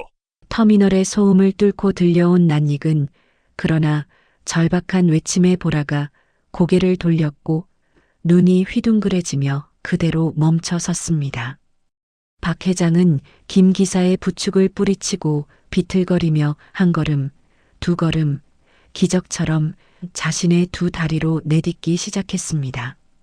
3년이라는 긴 시간 동안 굳게 잠겨있던 관절들이 비명을 질러댔지만 박 회장은 이를 악물고 그 고통을 기꺼이 감내해냈습니다. 그것은 의학적으로는 설명할 수 없는 일이었지만 간절함이라는 감정이 만들어낸 아드레날린이 마비된 신경을 강제로 깨우고 있었습니다. 주변 사람들이 웅성거리는 소리도 김 기사가 위험하다며 말리는 소리도 박 회장의 귀에는 들리지 않았고 오직 보라에게 닿아야 한다는 일념 하나만이 그를 지탱하고 있었습니다. 마치 갓 태어난 아기 사슴처럼 위태롭게 흔들리면서도 박 회장은 넘어지지 않고 기어이 보라의 코앞까지 걸어가는데 성공했습니다. 놀란 토끼 눈을 하고 서 있는 보라 앞에서 천하의 불도저 박 회장은 털썩 무릎을 꿇으며 아이를 와락 끌어안았습니다. 할아버지가 잘못했다. 내가 눈이 멀어서 너를 못 알아봤어. 제발 가지 마라. 박 회장의 입에서 터져나온 참회의 눈물은 보라의 작은 어깨를 순식간에 적셨고 주변의 공기마저 숙연하게 만들었습니다. 보라는 멍하니 서 있다가 자신을 안고 있는 사람이 정말 박 회장이라는 사실을 깨닫고는 할아버지, 정말 걸어온 거예요? 하며 울먹였습니다. 명자 씨 역시 믿기지 않는 광경에 입을 틀어막고 눈물을 흘리며 주저앉았고 터미널 바닥에 주저앉은 세 사람은 서로를 부둥켜 안고 오열했습니다. 박 회장은 품 안에서 구겨진 스케치북을 꺼내 보라에게 보여주며 내가 쓴 일기 다 봤다. 내 다리 낫게 해달라고. 매일 빌었다며. 내가 그런 너를 의심했어. 라고 흐느꼈습니다. 보라는 고개를 저으며 고사리 같은 손으로 박 회장의 눈물을 닦아주었고 그 손길은 여전히 따뜻하고 다정해서 박 회장을 더욱 미안하게 만들었습니다. 할아버지, 울지 마세요. 다리 아프잖아요, 이제. 걸을 수 있으니까. 우리 산에 갈 수 있는 거죠? 아이의 순수한 물음에 박 회장은 힘차게 고개를 끄덕이며 다시 한번 아이를 품에 안았습니다. 돌아오는 차 안은 갈 때와는 달리 따뜻한 온기로 가득 찼고 비갠 뒤에 하늘처럼 맑고 평온한 기운이 감돌았습니다. 박 회장은 보라의 손을 꼭 잡고 놓지 않았는데 마치 이 손을 놓으면 다시 그 차가운 지옥으로 떨어질까 봐 두려운 사람 같았습니다. 하지만 이제 그에게는 두려움보다는 설렘이 더 컸는데 그것은 앞으로 펼쳐질 새로운 인생에 대한 기대감 때문이었습니다. 김 기사, 내일 당장 조경업자들 부르게. 옥상에 있는 시멘트, 바닥 다 걷어내고 꽃밭 만들 거야. 박 회장의 지시에 김 기사는 백미러로 환하게 웃으며 네, 회장님. 세상에서 제일 예쁜 정원으로 만들겠습니다. 라고 씩씩하게 대답했습니다. 옆에 앉은 보라가 와, 진짜요? 저 민들레도 심고 새송화도 심을래요. 그래, 내가 심고 싶은 거 다 심어라. 이제 거기는 내 땅이다. 펜트하우스로 돌아가는 길, 차창 밖으로 보이는 서울의 풍경은 더 이상 회색빛 감옥이 아니라 알록달록한 꽃밭이 될 준비를 마친 캔버스처럼 보였습니다. 3년 만에 휠체어에서 일어선 노인과 8살 꼬마의 기적 같은 동행은 이제 막 진짜 첫 페이지를 넘기고 있었습니다. 다시 돌아온 펜트하우스의 거실은 불과 몇 시간 전과는 비교할 수 없을 만큼 따뜻하고 생기 넘치는 온기로 가득 채워져 있었습니다. 밖에서는 여전히 빗줄기가 오락가락하고 있었지만 집안에는 명자 씨가 끓여내는 구수한 차 냄새와 보라의 웃음소리가 은은하게 퍼져나가고 있었습니다. 박 회장은 젖은 옷을 갈아입고 소파에 깊숙이 몸을 파묻은 채 부엌과 거실을 오가는 두 사람의 모습을 꿈을 꾸듯 바라보았습니다. 방금 전 터미널에서 겪었던 기적 같은 재회와 자신의 두 다리로 걸었던 그 순간들이 아직도 믿기지 않아 그는 자꾸만 자신의 허벅지를 꼬집어 보곤 했습니다. 할아버지 이것 보세요. 옥상 열쇠 김 기사. 아저씨한테 받았어요. 내일부터 진짜 공사하는 거죠? 보라가 반짝이는 열쇠 꾸러미를 흔들며 달려와 품에 안기자 박 회장은 아이의 머리를 쓰다듬으며 빙그레 웃었습니다. 이제 이 집은 더 이상 죽음을 기다리는 노인의 무덤이 아니라 새로운 희망이 자라날 비옥한 화단으로 변해가고 있었습니다. 박 회장의 마음속에 따리를 틀고 있던 불안과 의심의 도끼는 완전히 사라졌고 그 자리에는 가족이라는 단단한 뿌리가 내려지고 있었습니다. 그는 보라의 손을 잡고 다짐했는데 그것은 자신의 남은 인생을 바쳐서라도 이 작은 천사가 마음껏 뛰어놀 수 있는 정원을 만들어주겠다는 굳은 약속이었습니다. 오늘 밤은 3년 만에 처음으로 수면제 없이도 아주 깊고 편안한 잠을 잘 수 있을 것 같은 예감이 들었습니다. 하지만 이 평화로운 성에 아직 청산하지 못한 찌꺼기가 남아 있었으니 그것은 바로 박 회장의 재산을 노리고 이 모든 사단이 나게 만든 조카 최 실장의 존재였습니다. 다음 날 오후 최 실장은 아무것도 모른 채 휘파람을 불며 펜트하우스의 초인종을 눌렀고 그의 손에는 박 회장의 인감도장을 받아낼 서류 가방이 들려 있었습니다. 그는 어제 자신이 꾸민 완벽한 계략 덕분에 눈엣 가시 갔던 식문의 식구들이 쫓겨났으니 이제 늙고 병든 박 회장을 구슬리는 일은 식은 죽 먹기라고 확신하고 있었습니다. 김 기사, 문 열어놔야? 회장님 식사는 좀 하셨나? 충격받아서 또 굶고 계신 거 아니야? 최 실장은 마치 이 집의 주인이라도 된 양 거만하게 구두 굽소리를 내며 거실로 들어섰고 거실을 휘둘러 보며 비릿한 미소를 지었습니다. 텅 비어 있어야 할 거실에서 향긋한 꽃 냄새와 사람 사는 훈기가 느껴지자 최 실장의 미간이 미세하게 찌푸려지며 본능적인 경계심이 발동했습니다. 그는 고개를 갸웃거리며 거실 중앙으로 걸어 들어갔고 부엌 쪽에서 들려오는 달그락거리는 소리에 귀를 의심했습니다. 분명히 어제 자신의 눈으로 확인하고 내쫓았던 그 여자들이 다시 돌아와 있을 리가 없다는 생각에 그는 헛것을 들었다고 치부하려 했습니다. 최 실장이 부엌 입구에 들어서는 순간 앞치마를 두르고 과일을 깎고 있는 명자 씨와 그 옆에서 제잘거리는 보라의 모습을 발견하고는 소스라치게 놀라 뒷걸음질 쳤습니다. 너희들이 왜 여기 있어? 내가 분명히 어제 내쫓았는데 여기가 어디라고 감히 다시 기어들어와. 최 실장의 당황한 고함 소리에 명자 씨는 과도를 놓칠 뻔했고 보라는 겁에 질려 할머니 등 뒤로 숨었습니다. 최 실장은 얼굴이 불그락푸르락해져서 삿대질을 해대며 마치 바퀴벌레라도 본 사람처럼 길길이 날뛰기 시작했습니다. 경비 불러. 당장 끌어내. 이 뻔뻔한 사기꾼 년들이 회장님 정신 오락가락한 틈을 타서 또 들어왔구나. 그는 자신의 계획이 틀어졌다는 사실을 받아들이지 못하고 악에 받쳐 소리를 지르며 명자 씨에게 달려들 기세였습니다. 그때 안방 문이 열리는 소리와 함께 묵직하고 서늘한, 그러나 예전과는 전혀 다른 힘이 실린 목소리가 거실을 갈랐습니다. 누가 내 집에서 짖는 소리를 내는 거야? 시끄러워서 낮잠을 잘 수가 없잖아. 휠체어 바퀴 굴러가는 소리 대신 뚜벅뚜벅 바닥을 울리는 낯선 발자국 소리가 최 실장의 등 뒤에서 들려오기 시작했습니다. 최 실장이 천천히 뒤를 돌아보았을 때 그의 눈앞에는 믿을 수 없는, 아니 믿고 싶지 않은 광경이 펼쳐져 있어 숨이 턱 막혔습니다. 평생 휠체어에 앉아 죽어가던 박만석 회장이 두 다리로 꼿꼿하게 서서 마치 지옥에서 돌아온 심판자처럼 자신을 내려다보고 있었기 때문입니다. 박 회장의 손에는 지팡이가 들려 있었지만 그것은 의지하기 위한 도구가 아니라 잘못된 것을 내리치기 위한 무기처럼 위험 있게 보였습니다. 숙부님?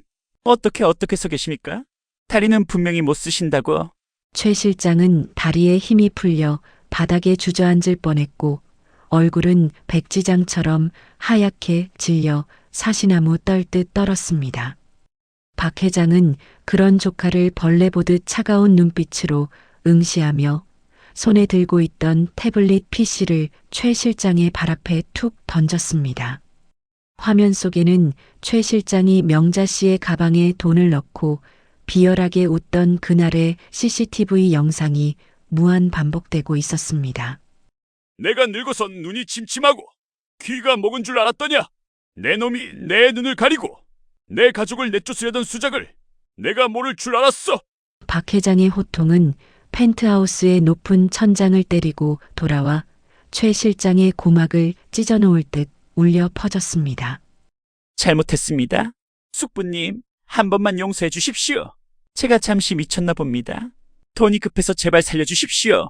최 실장은 바닥에 납작 엎드려 박 회장의 바짓단을 잡고 애원했지만 박 회장은 더 이상 혈육의 정에 흔들리는 나약한 노인이 아니었습니다.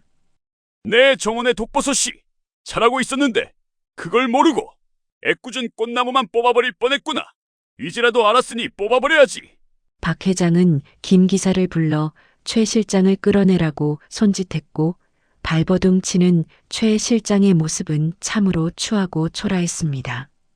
보라야, 저 아저씨가 다시는 이 근처에 얼씬도 못하게 해라. 우리 집에는 향기 나는 사람들만 살기에도 좁다. 최 실장이 질질 끌려나가고 현관문이 닫히자 집안에는 다시금 평화로운 정적이 찾아왔지만 그것은 예전의 정막과는 다른 맑고 깨끗한 공기였습니다. 박 회장은 긴장했던 몸을 풀며 소파에 앉았고 보라가 달려와 할아버지, 진짜 멋쟁이. 슈퍼맨 같아요. 엄지손가락을 치켜 세웠습니다. 이제 펜트하우스의 묵은 먼지와 잡초는 모두 제거되었고 박 회장과 새로운 가족들 앞에는 꽃길을 만드는 일만 남아 있었습니다.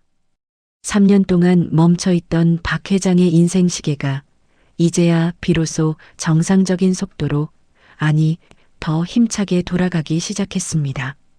최 실장이 쫓겨난 다음 날 아침부터 펜트하우스 옥상에서는 귀를 찢는 듯한 굉음이 울려 퍼지기 시작했는데 그것은 전쟁의 포성이 아니라 새로운 생명을 심기 위한 기분 좋은 상고의 소리였습니다.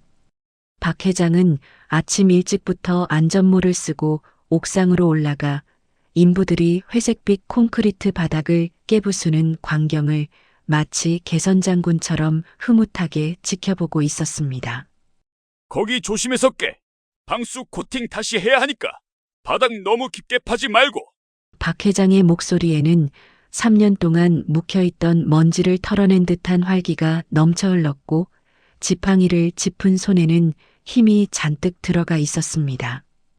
보라는 그 옆에서 자신의 키만한 삽을 들고 서서 여기에는 민들레를 심고 저기에는 채송화를 심을 거라며 인부 아저씨들을 쫓아다니며 참견하기 바빴습니다. 평생을 효율과 이윤만을 추구하며 살아온 박 회장이 돈 한 푼 나오지 않는 꽃밭을 만드는데 이토록 열을 올리는 모습은 실로 기이하면서도 아름다운 풍경이었습니다. 삭막했던 옥상의 시멘트 조각들이 하나둘씩 뜯겨나갈 때마다 박 회장의 마음속에 남아있던 고집과 독선도 함께 부서져 나가는 듯했습니다. 명자 씨는 새참으로 시원한 막걸리와 파전을 나르며 인부들을 독려했고 그 냄새는 펜트하우스의 차가운 공기를 구수하게 물들이고 있었습니다. 박 회장은 깨진 콘크리트 틈으로 드러난 거친 흙바닥을 보며 이제야 비로소 자신이 진짜 땅을 밟고 서 있다는 실감을 하게 되었습니다. 공사가 진행되는 동안 박 회장은 자신과의 또 다른 싸움을 시작했는데 그것은 바로 굳어버린 다리의 근육을 되살리는 혹독한 재활훈련이었습니다. 터미널에서의 기적 같은 보행은 간절함이 만들어낸 일시적인 아드레날린의 효과였기에 일상으로 돌아온 다리는 여전히 무겁고 말을 듣지 않았습니다. 박 회장은 거실에 설치한 평행봉을 잡고 식은땀을 비오듯 흘리며 떨리는 다리를 옮기기 위해 사투를 벌여야만 했습니다. 뼈를 깎는 듯한 고통이 발목을 타고 올라올 때마다 주저앉고 싶은 마음이 굴뚝 같았지만 창밖에서 들려오는 보라의 웃음소리가 그를 다시 일으켜 세웠습니다. 자신이 약속한 꽃밭을 휠체어가 아닌 두 다리로 걸어서 보여주겠다는 그 일념 하나가 노인에게 초인적인 인내심을 발휘하게 만들었습니다. 보라는 틈만 나면 흙투성이가 된 얼굴로 달려와 할아버지 힘내세요. 민들레도 흙 뚫고 나올 때 엄청 아팠대요. 응원을 아끼지 않았습니다. 그 작은 응원은 최고급 진통제보다 더 강력한 효과가 있어서 박 회장은 고통으로 일그러진 얼굴을 펴고 다시 한번 힘을 낼 수 있었습니다. 넘어지고 깨져서 무릎에 피멍이 들어도 박 회장은 더 이상 자신의 다리를 원망하거나 죽은 나무라고 비하하지 않았습니다. 일주일이 지나자 옥상의 콘크리트 바닥은 완전히 걷어졌고 그 자리에는 전국의 비옥한 땅에서 공수의 온 검은 흙들이 산더미처럼 쌓이기 시작했습니다. 트럭이 흙을 쏟아부을 때마다 피어오르는 흙먼지와 비릿한 거름 냄새가 펜트하우스의 최첨단 환기 시스템을 타고 집안 구석구석으로 퍼져나갔습니다. 예전 같으면 더럽다고 난리를 쳤을 박 회장이었지만 지금은 그 냄새를 들이마시며 그래, 이게 바로 사람 사는 냄새지 하며 깊은 숨을 몰아쉬었습니다. 그는 보라와 함께 쪼그리고 앉아 흙장난을 치며 손톱 밑이 까맣게 변하는 줄도 모르고 흙의 감촉을 즐겼습니다. 수백만 원짜리 명품 양복 바지에 흙탕물이 튀어도 아랑곳하지 않고 지렁이가 꿈틀거리는 것을 보며 아이처럼 신기해하는 박 회장의 모습은 영락없는 시골 농부였습니다. 보라가 흙을 한 줌 쥐어 박 회장의 손에 쥐어주자 그는 그 검은 흙 속에서 생명의 온기를 느꼈습니다. 차가운 대리석과 금속으로 둘러싸인 성에서 평생을 살아온 그에게 이 보잘것없는 흙 한 줌이 주는 위로는 그 어떤 보석보다도 따뜻하고 귀하게 다가왔습니다. 박 회장은 흙 묻은 손으로 눈가를 훔치며 자신이 그동안 얼마나 차가운 세상에서 홀로 떨고 있었는지를 새삼 깨닫게 되었습니다.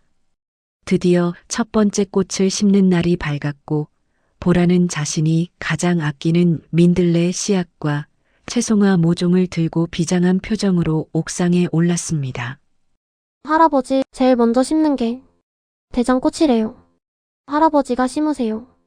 보라가 건넨 모종삽을 받아든 박 회장의 손이 가볍게 떨렸는데 그것은 수천억짜리 계약서에 서명할 때보다 더 큰 긴장감이었습니다.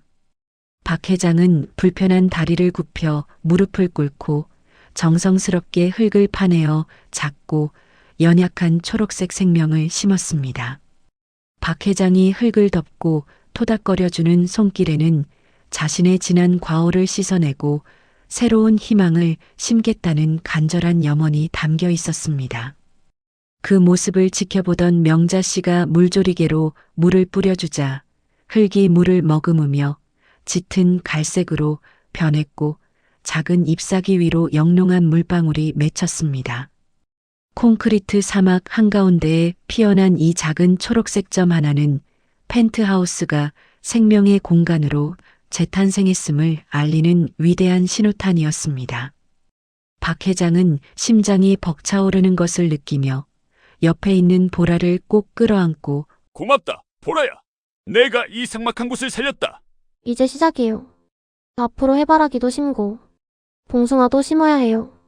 그날 밤 박 회장은 지팡이의 의지에 홀로 옥상 정원을 거닐며 달빛 아래서 춤추는 어린 묘목들을 바라보며 깊은 상념에 잠겼습니다. 화려한 서울의 야경은 여전히 발 아래에서 번쩍거리고 있었지만 이제 그것들은 박 회장에게 아무런 부러움도 주지 못했습니다. 자신의 발밑에 있는 이 작은 흙과 꽃들이야말로 돈으로 환산할 수 없는 진짜 보물이라는 것을 깨달았기 때문입니다. 그는 3년 전 쓰러지기 전까지 앞만 보고 달리느라 놓쳤던 수많은 소중한 것들을 떠올리며 이제라도 그것들을 되찾을 수 있게 해준 운명에 감사했습니다. 여보, 보고 있소. 당신이 그렇게 원하던 정원을 이제야 만들었구려. 박 회장은 하늘에 있는 아내에게 말을 건네며 밤바람에 흔들리는 꽃잎을 어루만졌습니다. 비록 몸은 늙고 병들었지만 그의 영혼은 그 어느 때보다 젊고 건강하게 피어나고 있었습니다. 내일 아침이면 보라가 물을 주러 올라올 것이고 그 아이의 웃음소리가 이 정원을 가득 채울 것이라는 생각만으로도 박 회장은 가슴이 설렜습니다. 콘크리트 성의 핀 민들레는 이제 홀로 외롭게 피어있는 꽃이 아니라 거대한 꽃밭의 시작을 알리는 희망의 증거가 되어 밤하늘을 향해 고개를 들고 있었습니다. 계절의 시계바늘이 여름의 한복판을 향해 부지런히 달려가면서 펜트하우스 옥상은 더 이상 삭막한 회색빛 콘크리트 사막이 아니었습니다. 보라와 박 회장이 땀방울을 흘리며 심었던 작은 모종들은 따가운 햇살과 단비를 머금고 하루가 다르게 쑥쑥 자라나 어느새 옥상 전체를 알록달록한 생명의 빛깔로 뒤덮기 시작했습니다. 가장 먼저 자리를 잡은 노란 민들레는 강인한 생명력으로 흙을 움켜쥐며 영토를 확장해 나갔고 그 뒤를 이어 분홍빛 채송화와 붉은 봉숭아가 수줍게 꽃망울을 터뜨리며 화려한 자태를 뽐내고 있었습니다. 박 회장은 매일 아침 눈을 뜨자마자 지팡이를 짚고 옥상으로 올라가 밤새 훌쩍 자란 꽃들에게 인사를 건네는 것으로 하루를 시작하는 것이 가장 중요한 일과가 되었습니다. 허허, 이 녀석들 봐라. 어제보다 잎사귀가 더 넓어졌네. 아주 천하장사가 따로 없구나. 박 회장은 꽃잎에 맺힌 아침 이슬을 조심스럽게 어루만지며 마치 자신의 자식들을 돌보듯 지극한 정성을 쏟아부었습니다. 그의 다리 또한 정원의 꽃들이 뿌리를 내리는 속도에 발맞추어 몰라보게 단단해지고 힘이 붙어가고 있었습니다. 처음에는 평행봉에 매달려 한 발자국 떼는 것조차 버거워 비명을 질렀지만 이제는 지팡이 하나에만 의지해서도 제법 넓은 옥상 정원을 서너 바퀴씩 거뜬히 돌 수 있을 만큼 호전되었습니다. 흙을 밟고 꽃향기를 맡으며 걷는 그 시간은 단순한 재활 훈련이 아니라 박 회장이 잃어버렸던 삶의 감각을 되찾아가는 성스러운 의식이었습니다. 하지만 평화롭던 옥상 정원에 예고 없는 시련이 닥쳐왔으니 그것은 바로 한반도를 향해 북상하고 있는 대형 태풍 카눈의 소식이었습니다. 뉴스에서는 연일 역대급 강풍과 폭우를 동반한 태풍이 서울을 관통할 것이라며 떠들썩하게 경보를 울려댔고 펜트하우스의 긴장감도 덩달아 고조되었습니다. 예전에 박 회장이라면 태풍이 오든 말든 튼튼하게 지어진 펜트하우스 안에서 와인이나 마시며 창밖의 아수라장을 구경했을 테지만 지금은 상황이 180도 달랐습니다. 그는 자신의 안이나 건물 유리창이 깨지는 것보다 옥상에 심어놓은 연약한 꽃들이 모조리 꺾이고 뽑혀 나갈까봐 전전긍긍하며 안절부절 못했습니다. 김 기사, 당장 비닐이랑 지지대 더 사와. 애들 다 날아가게 생겼어. 박 회장은 김 기사를 닥달하여 옥상으로 올려보냈고 자신도 불편한 다리를 이끌고 올라가 비바람에 맞설 채비를 서둘렀습니다. 보라 역시 고사리 같은 손으로 꽃대 하나하나에 나무젓가락을 덧대고 끈으로 묶어주며 꽃들아, 무서워하지 마 할아버지랑. 내가 지켜줄게. 바람이 점점 거세지며 먹구름이 몰려오자 박 회장은 평생 쌓아올린 마천루가 무너질 때보다 더 큰 두려움을 느끼며 하늘을 원망스럽게 올려다보았습니다. 이 작은 생명들이 이제 막 뿌리를 내리고 꽃을 피우려는데 하늘도 무심하게 시련을 주나 싶어 가슴이 까맣게 타들어갔습니다. 밤이 깊어지자 우려했던 대로 거센 비바람이 펜트하우스를 집어삼킬 듯이 몰아치기 시작했고 창문이 깨질 듯 덜컹거리는 소음이 공포감을 조성했습니다. 박 회장은 침대에 누워서도 잠을 이루지 못하고 뒤척이다가 결국 자리를 박차고 일어나 거실 창가로 다가갔습니다. 번개가 번쩍일 때마다 옥상 정원의 모습이 흑백 영화처럼 스쳐 지나갔는데 가녀린 꽃대들이 강풍에 이리저리 휘청거리며 필사적으로 버티고 있는 처절한 광경이 눈에 들어왔습니다. 박 회장은 더 이상 지켜볼 수만은 없어서 우비를 걸쳐 입고 옥상으로 통하는 문을 벌컥 열어젖혔습니다. 쏟아지는 폭우가 얼굴을 때리고 거센 바람이 몸을 휘청거리게 만들었지만 박 회장은 지팡이를 꽉 쥐고 빗속으로 한 걸음씩 내디뎠습니다. 그때 어둠 속에서 누군가가 비를 맞으며 꽃밭에 엎드려 있는 작은 형체가 보였는데 그것은 다름 아닌 보라였습니다. 아이는 자신의 몸으로 가장 약한 채송화 꽃밭을 덮어서 바람을 막아주고 있었고 그 모습에 박 회장의 가슴이 쿵 하고 내려앉았습니다. 보라야, 여기서 뭐 하는 거냐? 위험해. 박 회장은 젖먹던 힘을 다해 달려가 아이를 일으켜 세우고 자신의 넓은 등으로 비바람을 막아섰습니다. 할아버지, 꽃들이 추워해요. 다 날아가면 어떡해요? 비에 흠뻑 젖은 보라가 울먹이며 말하자 박 회장은 아이를 품에 꼭 안으며 단호하게 말했습니다. 걱정 마라 할아버지가 불도저잖아. 내가 다 막아줄 테니까. 넌 얼른 들어가. 박 회장은 보라를 명자 씨에게 들여보낸 뒤 다시 홀로 옥상에 남아 쓰러진 화분들을 일으키고 비닐막을 단단히 고정하는 작업을 계속했습니다. 빗물인지 땀인지 모를 액체가 온몸을 적시고 다리에 통증이 밀려왔지만 그는 멈추지 않고 폭풍우와 맞서 싸웠습니다.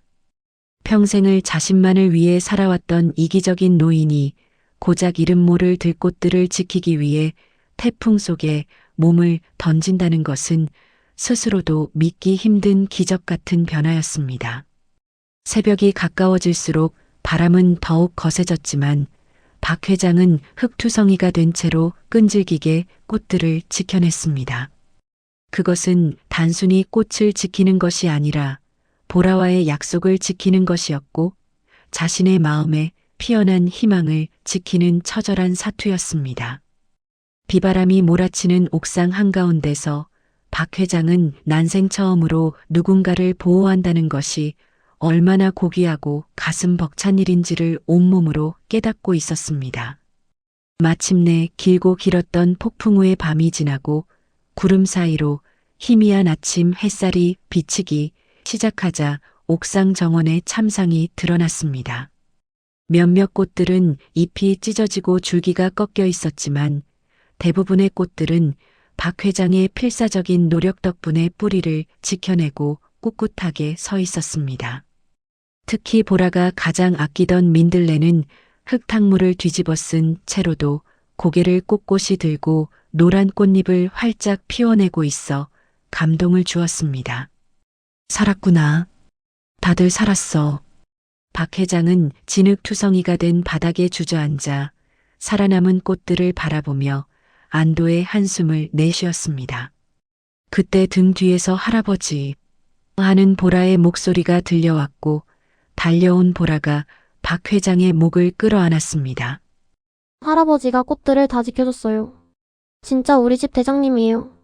아이의 칭찬에 박 회장은 쑥스러운 듯 코를 훌쩍이며 흙 묻은 손으로 아이의 볼을 쓰다듬었습니다. 폭풍우를 견뎌낸 꽃들이 더욱 단단하게 뿌리를 내리듯 시련을 함께 이겨낸 두 사람의 유대감도 끊을 수 없을 만큼 단단해져 있었습니다.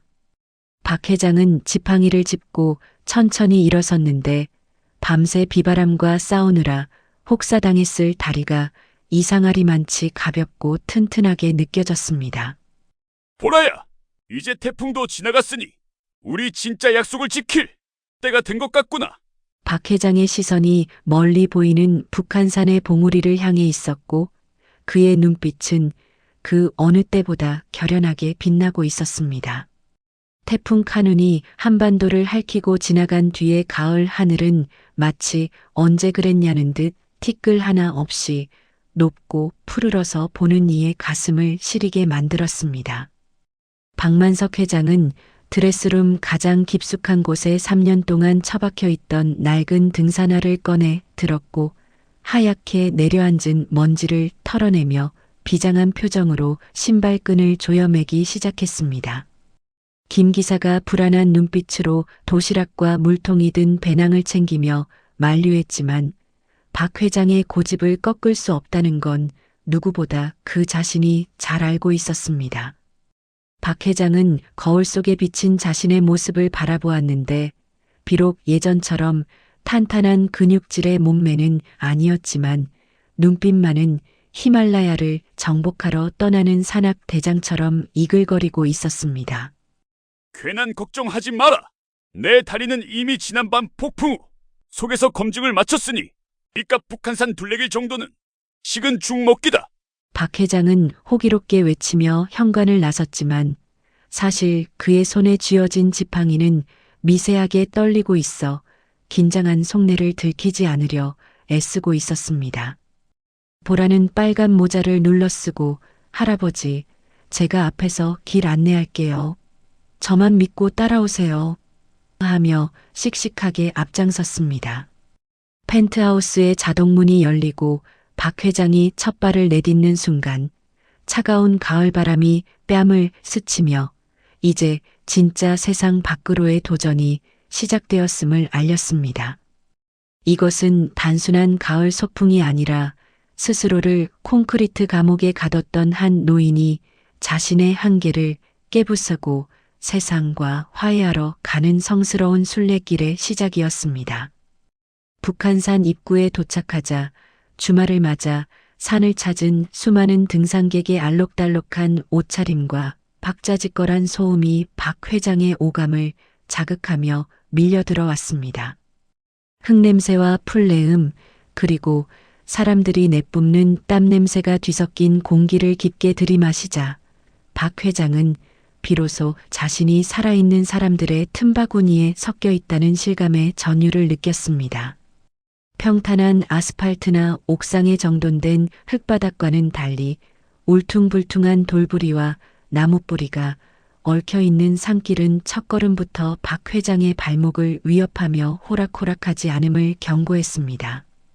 박 회장은 이마에 송글송글 맺히는 땀을 닦아내며 지팡이 끝에 온 신경을 집중해 한 걸음 한 걸음 조심스럽게 땅을 짚어 나갔습니다.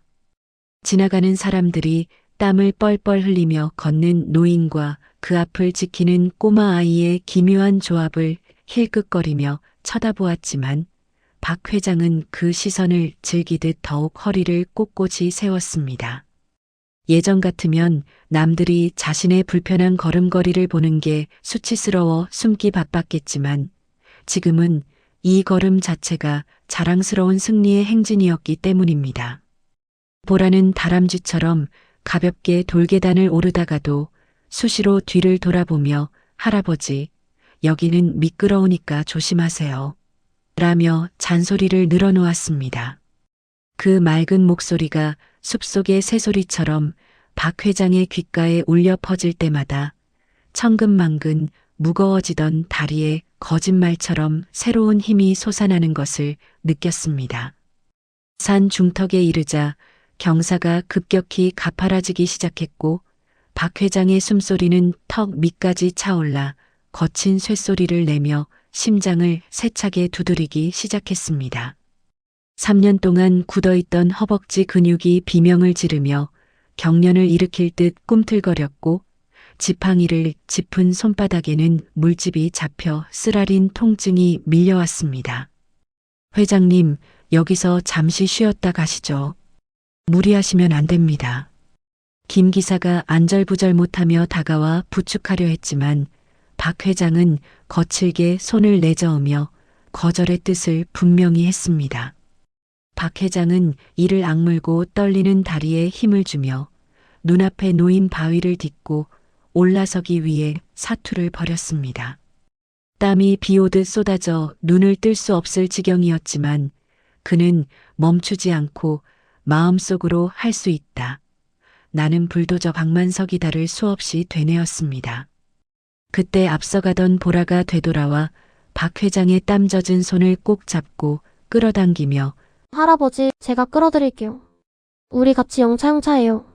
아이의 작고 따뜻한 손에서 전해지는 에너지는 고성능 모터보다 더 강력해서 박 회장은 그 힘의 의지에 마침내 가파른 고비를 넘어서는데 성공했습니다. 이것은 단순히 산을 오르는 행위가 아니라 지난 3년간 자신을 짓눌러왔던 절망과 패배의식을 밟고 올라서는 치열한 전투였습니다.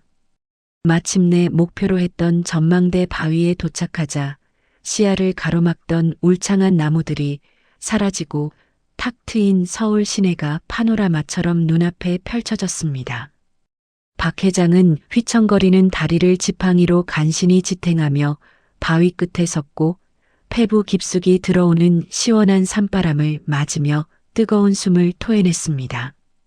저 멀리 성냥갑처럼 작게 보이는 수많은 빌딩 숲 어딘가에 자신이 갇혀 지냈던 펜트하우스가 있을 것이라 생각하니 지나온 시간들이 주마등처럼 스쳐 지나갔습니다. 박 회장은 산 아래 세상을 향해 포효하듯 소리쳤고 그 외침은 메아리가 되어 첩첩산중으로 퍼져나갔습니다. 휠체어 없이는 화장실도 못 가던 그가, 의사들이 고개를 저으며 포기했던 그가 해발 400m의 고지를 정복했다는 사실은 그 어떤 건설 수주를 따냈을 때보다 더 큰 성취감을 안겨주었습니다. 곁에 있던 명자 씨는 감격에 겨워 눈물을 훔쳤고 김 기사 역시 코끝이 빨개진 채로 박 회장의 뒷모습을 경이롭게 바라보았습니다. 야호, 우리 할아버지 최고다. 박 회장은 그런 보라를 번쩍 들어 올려 비록 1초 만에 내려놓았지만 함께 기쁨을 나누었습니다. 땀과 눈물로 범벅이 된 박 회장의 얼굴에는 세상을 다 가진 듯한 환희의 미소가 번져 있었고 가을 햇살은 그를 축복하듯 황금빛으로 감싸 안았습니다. 김 기사가 챙겨온 도시락을 펼쳐놓고 바위에 걸터 앉아 먹는 김밥 한 줄은 박 회장이 평생 먹어본 그 어떤 사내진미보다 꿀맛이었습니다. 할아버지, 오이도 드세요. 땀 많이 흘렸으니까. 수분 보충해야죠. 보라가 젓가락으로 오이를 집어 입에 넣어주자 박 회장은 아기 새처럼 받아먹으며 껄껄 웃었습니다. 산바람에 땀이 식으면서 기분 좋은 서늘함이 느껴졌고 눈앞에 펼쳐진 붉은 단풍은 그들의 승리를 축하하는 붉은 카페처럼 보였습니다. 박 회장은 보라의 머리를 쓰다듬으며 진심을 담아 고백했고 목이 메어 잠시 말을 잇지 못했습니다. 네가 내 지팡이고 내가 내 다리였다. 너는 하늘이 내게 보내준 가장 귀한 선물이야. 박 회장의 떨리는 목소리에 보라는 에이, 할아버지가 포기 안 해서. 그런 거죠, 우리는 한 팀이잖아요. 이제 박 회장에게는 더 이상 오를 수 없는 산도 건널 수 없는 강도 없을 것 같은 무한한 자신감이 생겼습니다.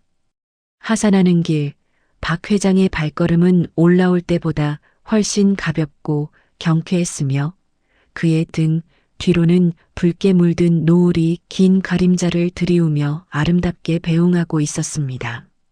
기적은 멀리 있는 것이 아니라 포기하지 않고 내딛는 한 걸음 속에 있다는 것을 증명해낸 위대한 하루가 저물어가고 있었습니다. 계절이 4번 바뀌어 다시 따스한 봄바람이 불어오는 지금 서울 한복판의 펜트하우스 옥상은 1년 전과는 완전히 다른 세상으로 변모해 있었습니다. 삭막했던 회색빛 콘크리트 바닥은 온데간데 없고 알록달록한 철쭉과 영산홍이 흐드러지게 피어난 비밀의 정원이 그 자리를 대신하고 있었습니다. 박만석 회장은 이른 아침부터 밀짚 모자를 쓰고 정원에 나와 밤새 자라난 잡초를 뽑으며 구슬땀을 흘리는 것이 가장 즐거운 일과가 되었습니다. 예전처럼 최고급 양복에 넥타이를 매는 대신 헐렁한 작업복 바지에 장화를 신은 모습이 영락없는 시골 농부 같았지만 그 표정만큼은 그 어느 때보다 편안해 보였습니다. 휠체어는 이제 창고 구석으로 밀려나 먼지를 뒤집어 쓰고 있었고 박 회장은 지팡이조차 없이 2 다리로 성큼성큼 정원 구석구석을 누비고 다녔습니다. 1년 전 죽은 나무라며 자주 하던 앙상했던 다리에는 탄탄한 근육이 붙어 흙을 밟고 서 있는 그의 모습에서 강인한 생명력이 느껴졌습니다. 보라는 학교 갈 채비를 마치고 옥상으로 뛰어 올라와 할아버지, 제 민들레한테 인사했죠? 박 회장의 등 뒤에 매달렸습니다.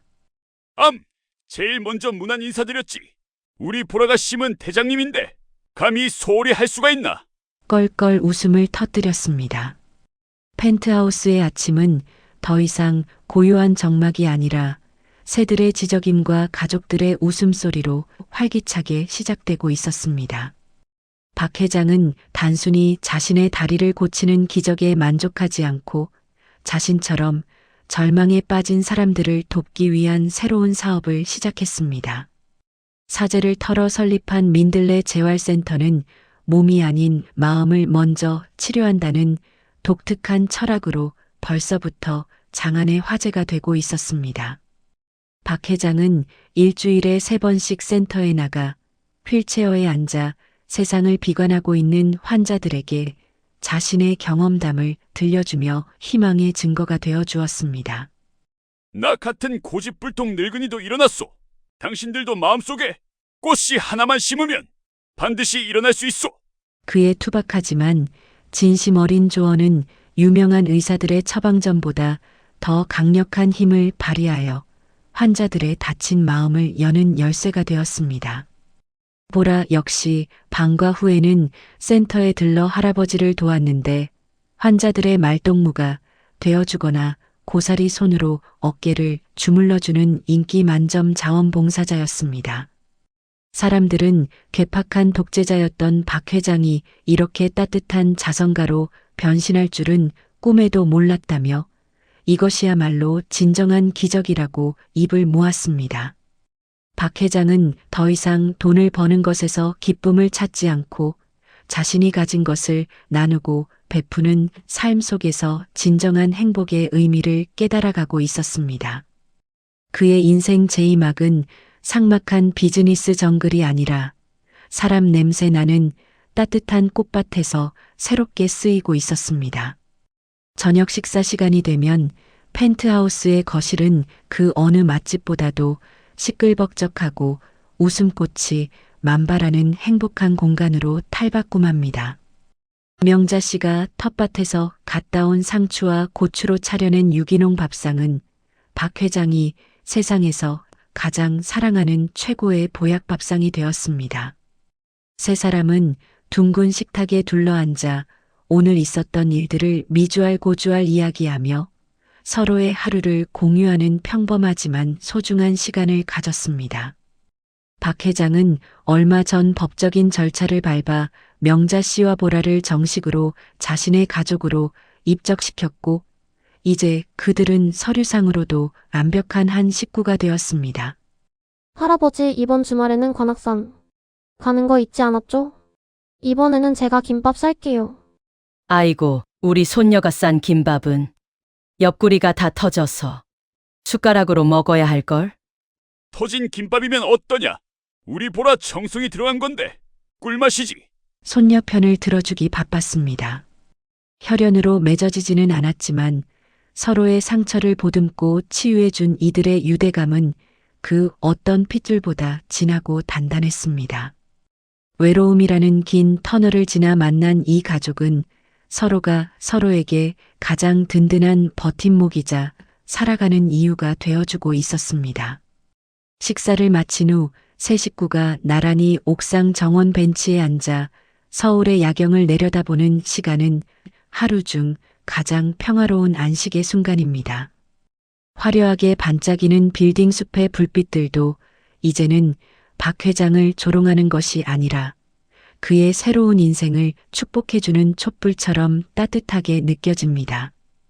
박 회장은 무릎 위에 앉아 밤하늘의 별을 세고 있는 보라를 바라보며 1년 전 이 맹랑한 꼬마가 자신에게 건넸던 말들을 떠올렸습니다. 콘크리트 바닥을 뚫고 나오는 민들레처럼 할아버지도 일어날 수 있어요. 그 작은 아이의 믿음이 죽어가던 고목나무에 물을 주고 햇볕을 쬐어 마침내 이렇게 아름다운 꽃을 피우게 만들었습니다. 박 회장은 자신의 굵은 손마디로 보라의 작은 손을 꼭 잡으며 이 아이가 아니었다면 자신은 여전히 차가운 방구석에서 고독사했을지도 모른다는 생각에 가슴이 먹먹해졌습니다. 재산이 수천억이어도 가질 수 없었던 행복을 이 작은 민들레 홀씨 같은 아이가 선물해 준 것이나 다름없었습니다. 박 회장은 이제 더 이상 잃을 것이 두렵지 않았는데 그것은 잃어버려서는 안 될 가장 소중한 보물들을 이미 가슴속 깊이 품었기 때문입니다.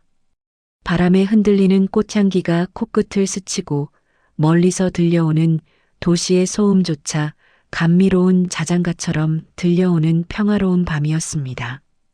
박 회장은 벤치에서 일어나 지팡이 없이 두 발로 꼿꼿하게 서서 밤하늘에 떠있는 둥근 보름달을 향해 환한 미소를 지어 보였습니다. 굽이진 인생의 산을 넘어 마침내 평온한 꽃밭에 도착한 노인의 얼굴에는 세상을 다 가진 자만이 누릴 수 있는 여유와 감사가 넘쳐 흘렀습니다. 보라야, 명자 씨 우리 오래오래 아주 오랫동안 이 꽃밭에서 같이 살자꾸나. 박 회장의 진심 어린 고백에 두 사람은 환하게 웃으며 고개를 끄덕였고 세 사람의 그림자는 달빛 아래 하나로 포개졌습니다. 삭막한 콘크리트 성에 피어난 한 송이 민들레가 퍼트린 기적의 홀씨는 이제 거대한 숲이 되어 또 다른 누군가에게 희망의 그늘을 드리울 준비를 마쳤습니다. 늦었다고 생각했을 때가 가장 빠른 때이며 사랑이 있는 곳에는 반드시 기적이 일어난다는 평범한 진리를 이 가족은 온몸으로 증명해 보였습니다. 라디오 청취자 여러분, 여러분의 마음속 옥상에도 혹시 삭막한 콘크리트가 깔려 있지는 않으신지요? 그렇다면 오늘 작은 민들레 씨앗 하나를 심어 보시는 건 어떨까요? 언젠가 그곳에 아름다운 꽃밭이 펼쳐질 그날을 기대하며 콘크리트성의 핀 민들레 이야기를 마칩니다. 지금까지 함께 해주신 여러분, 고맙습니다.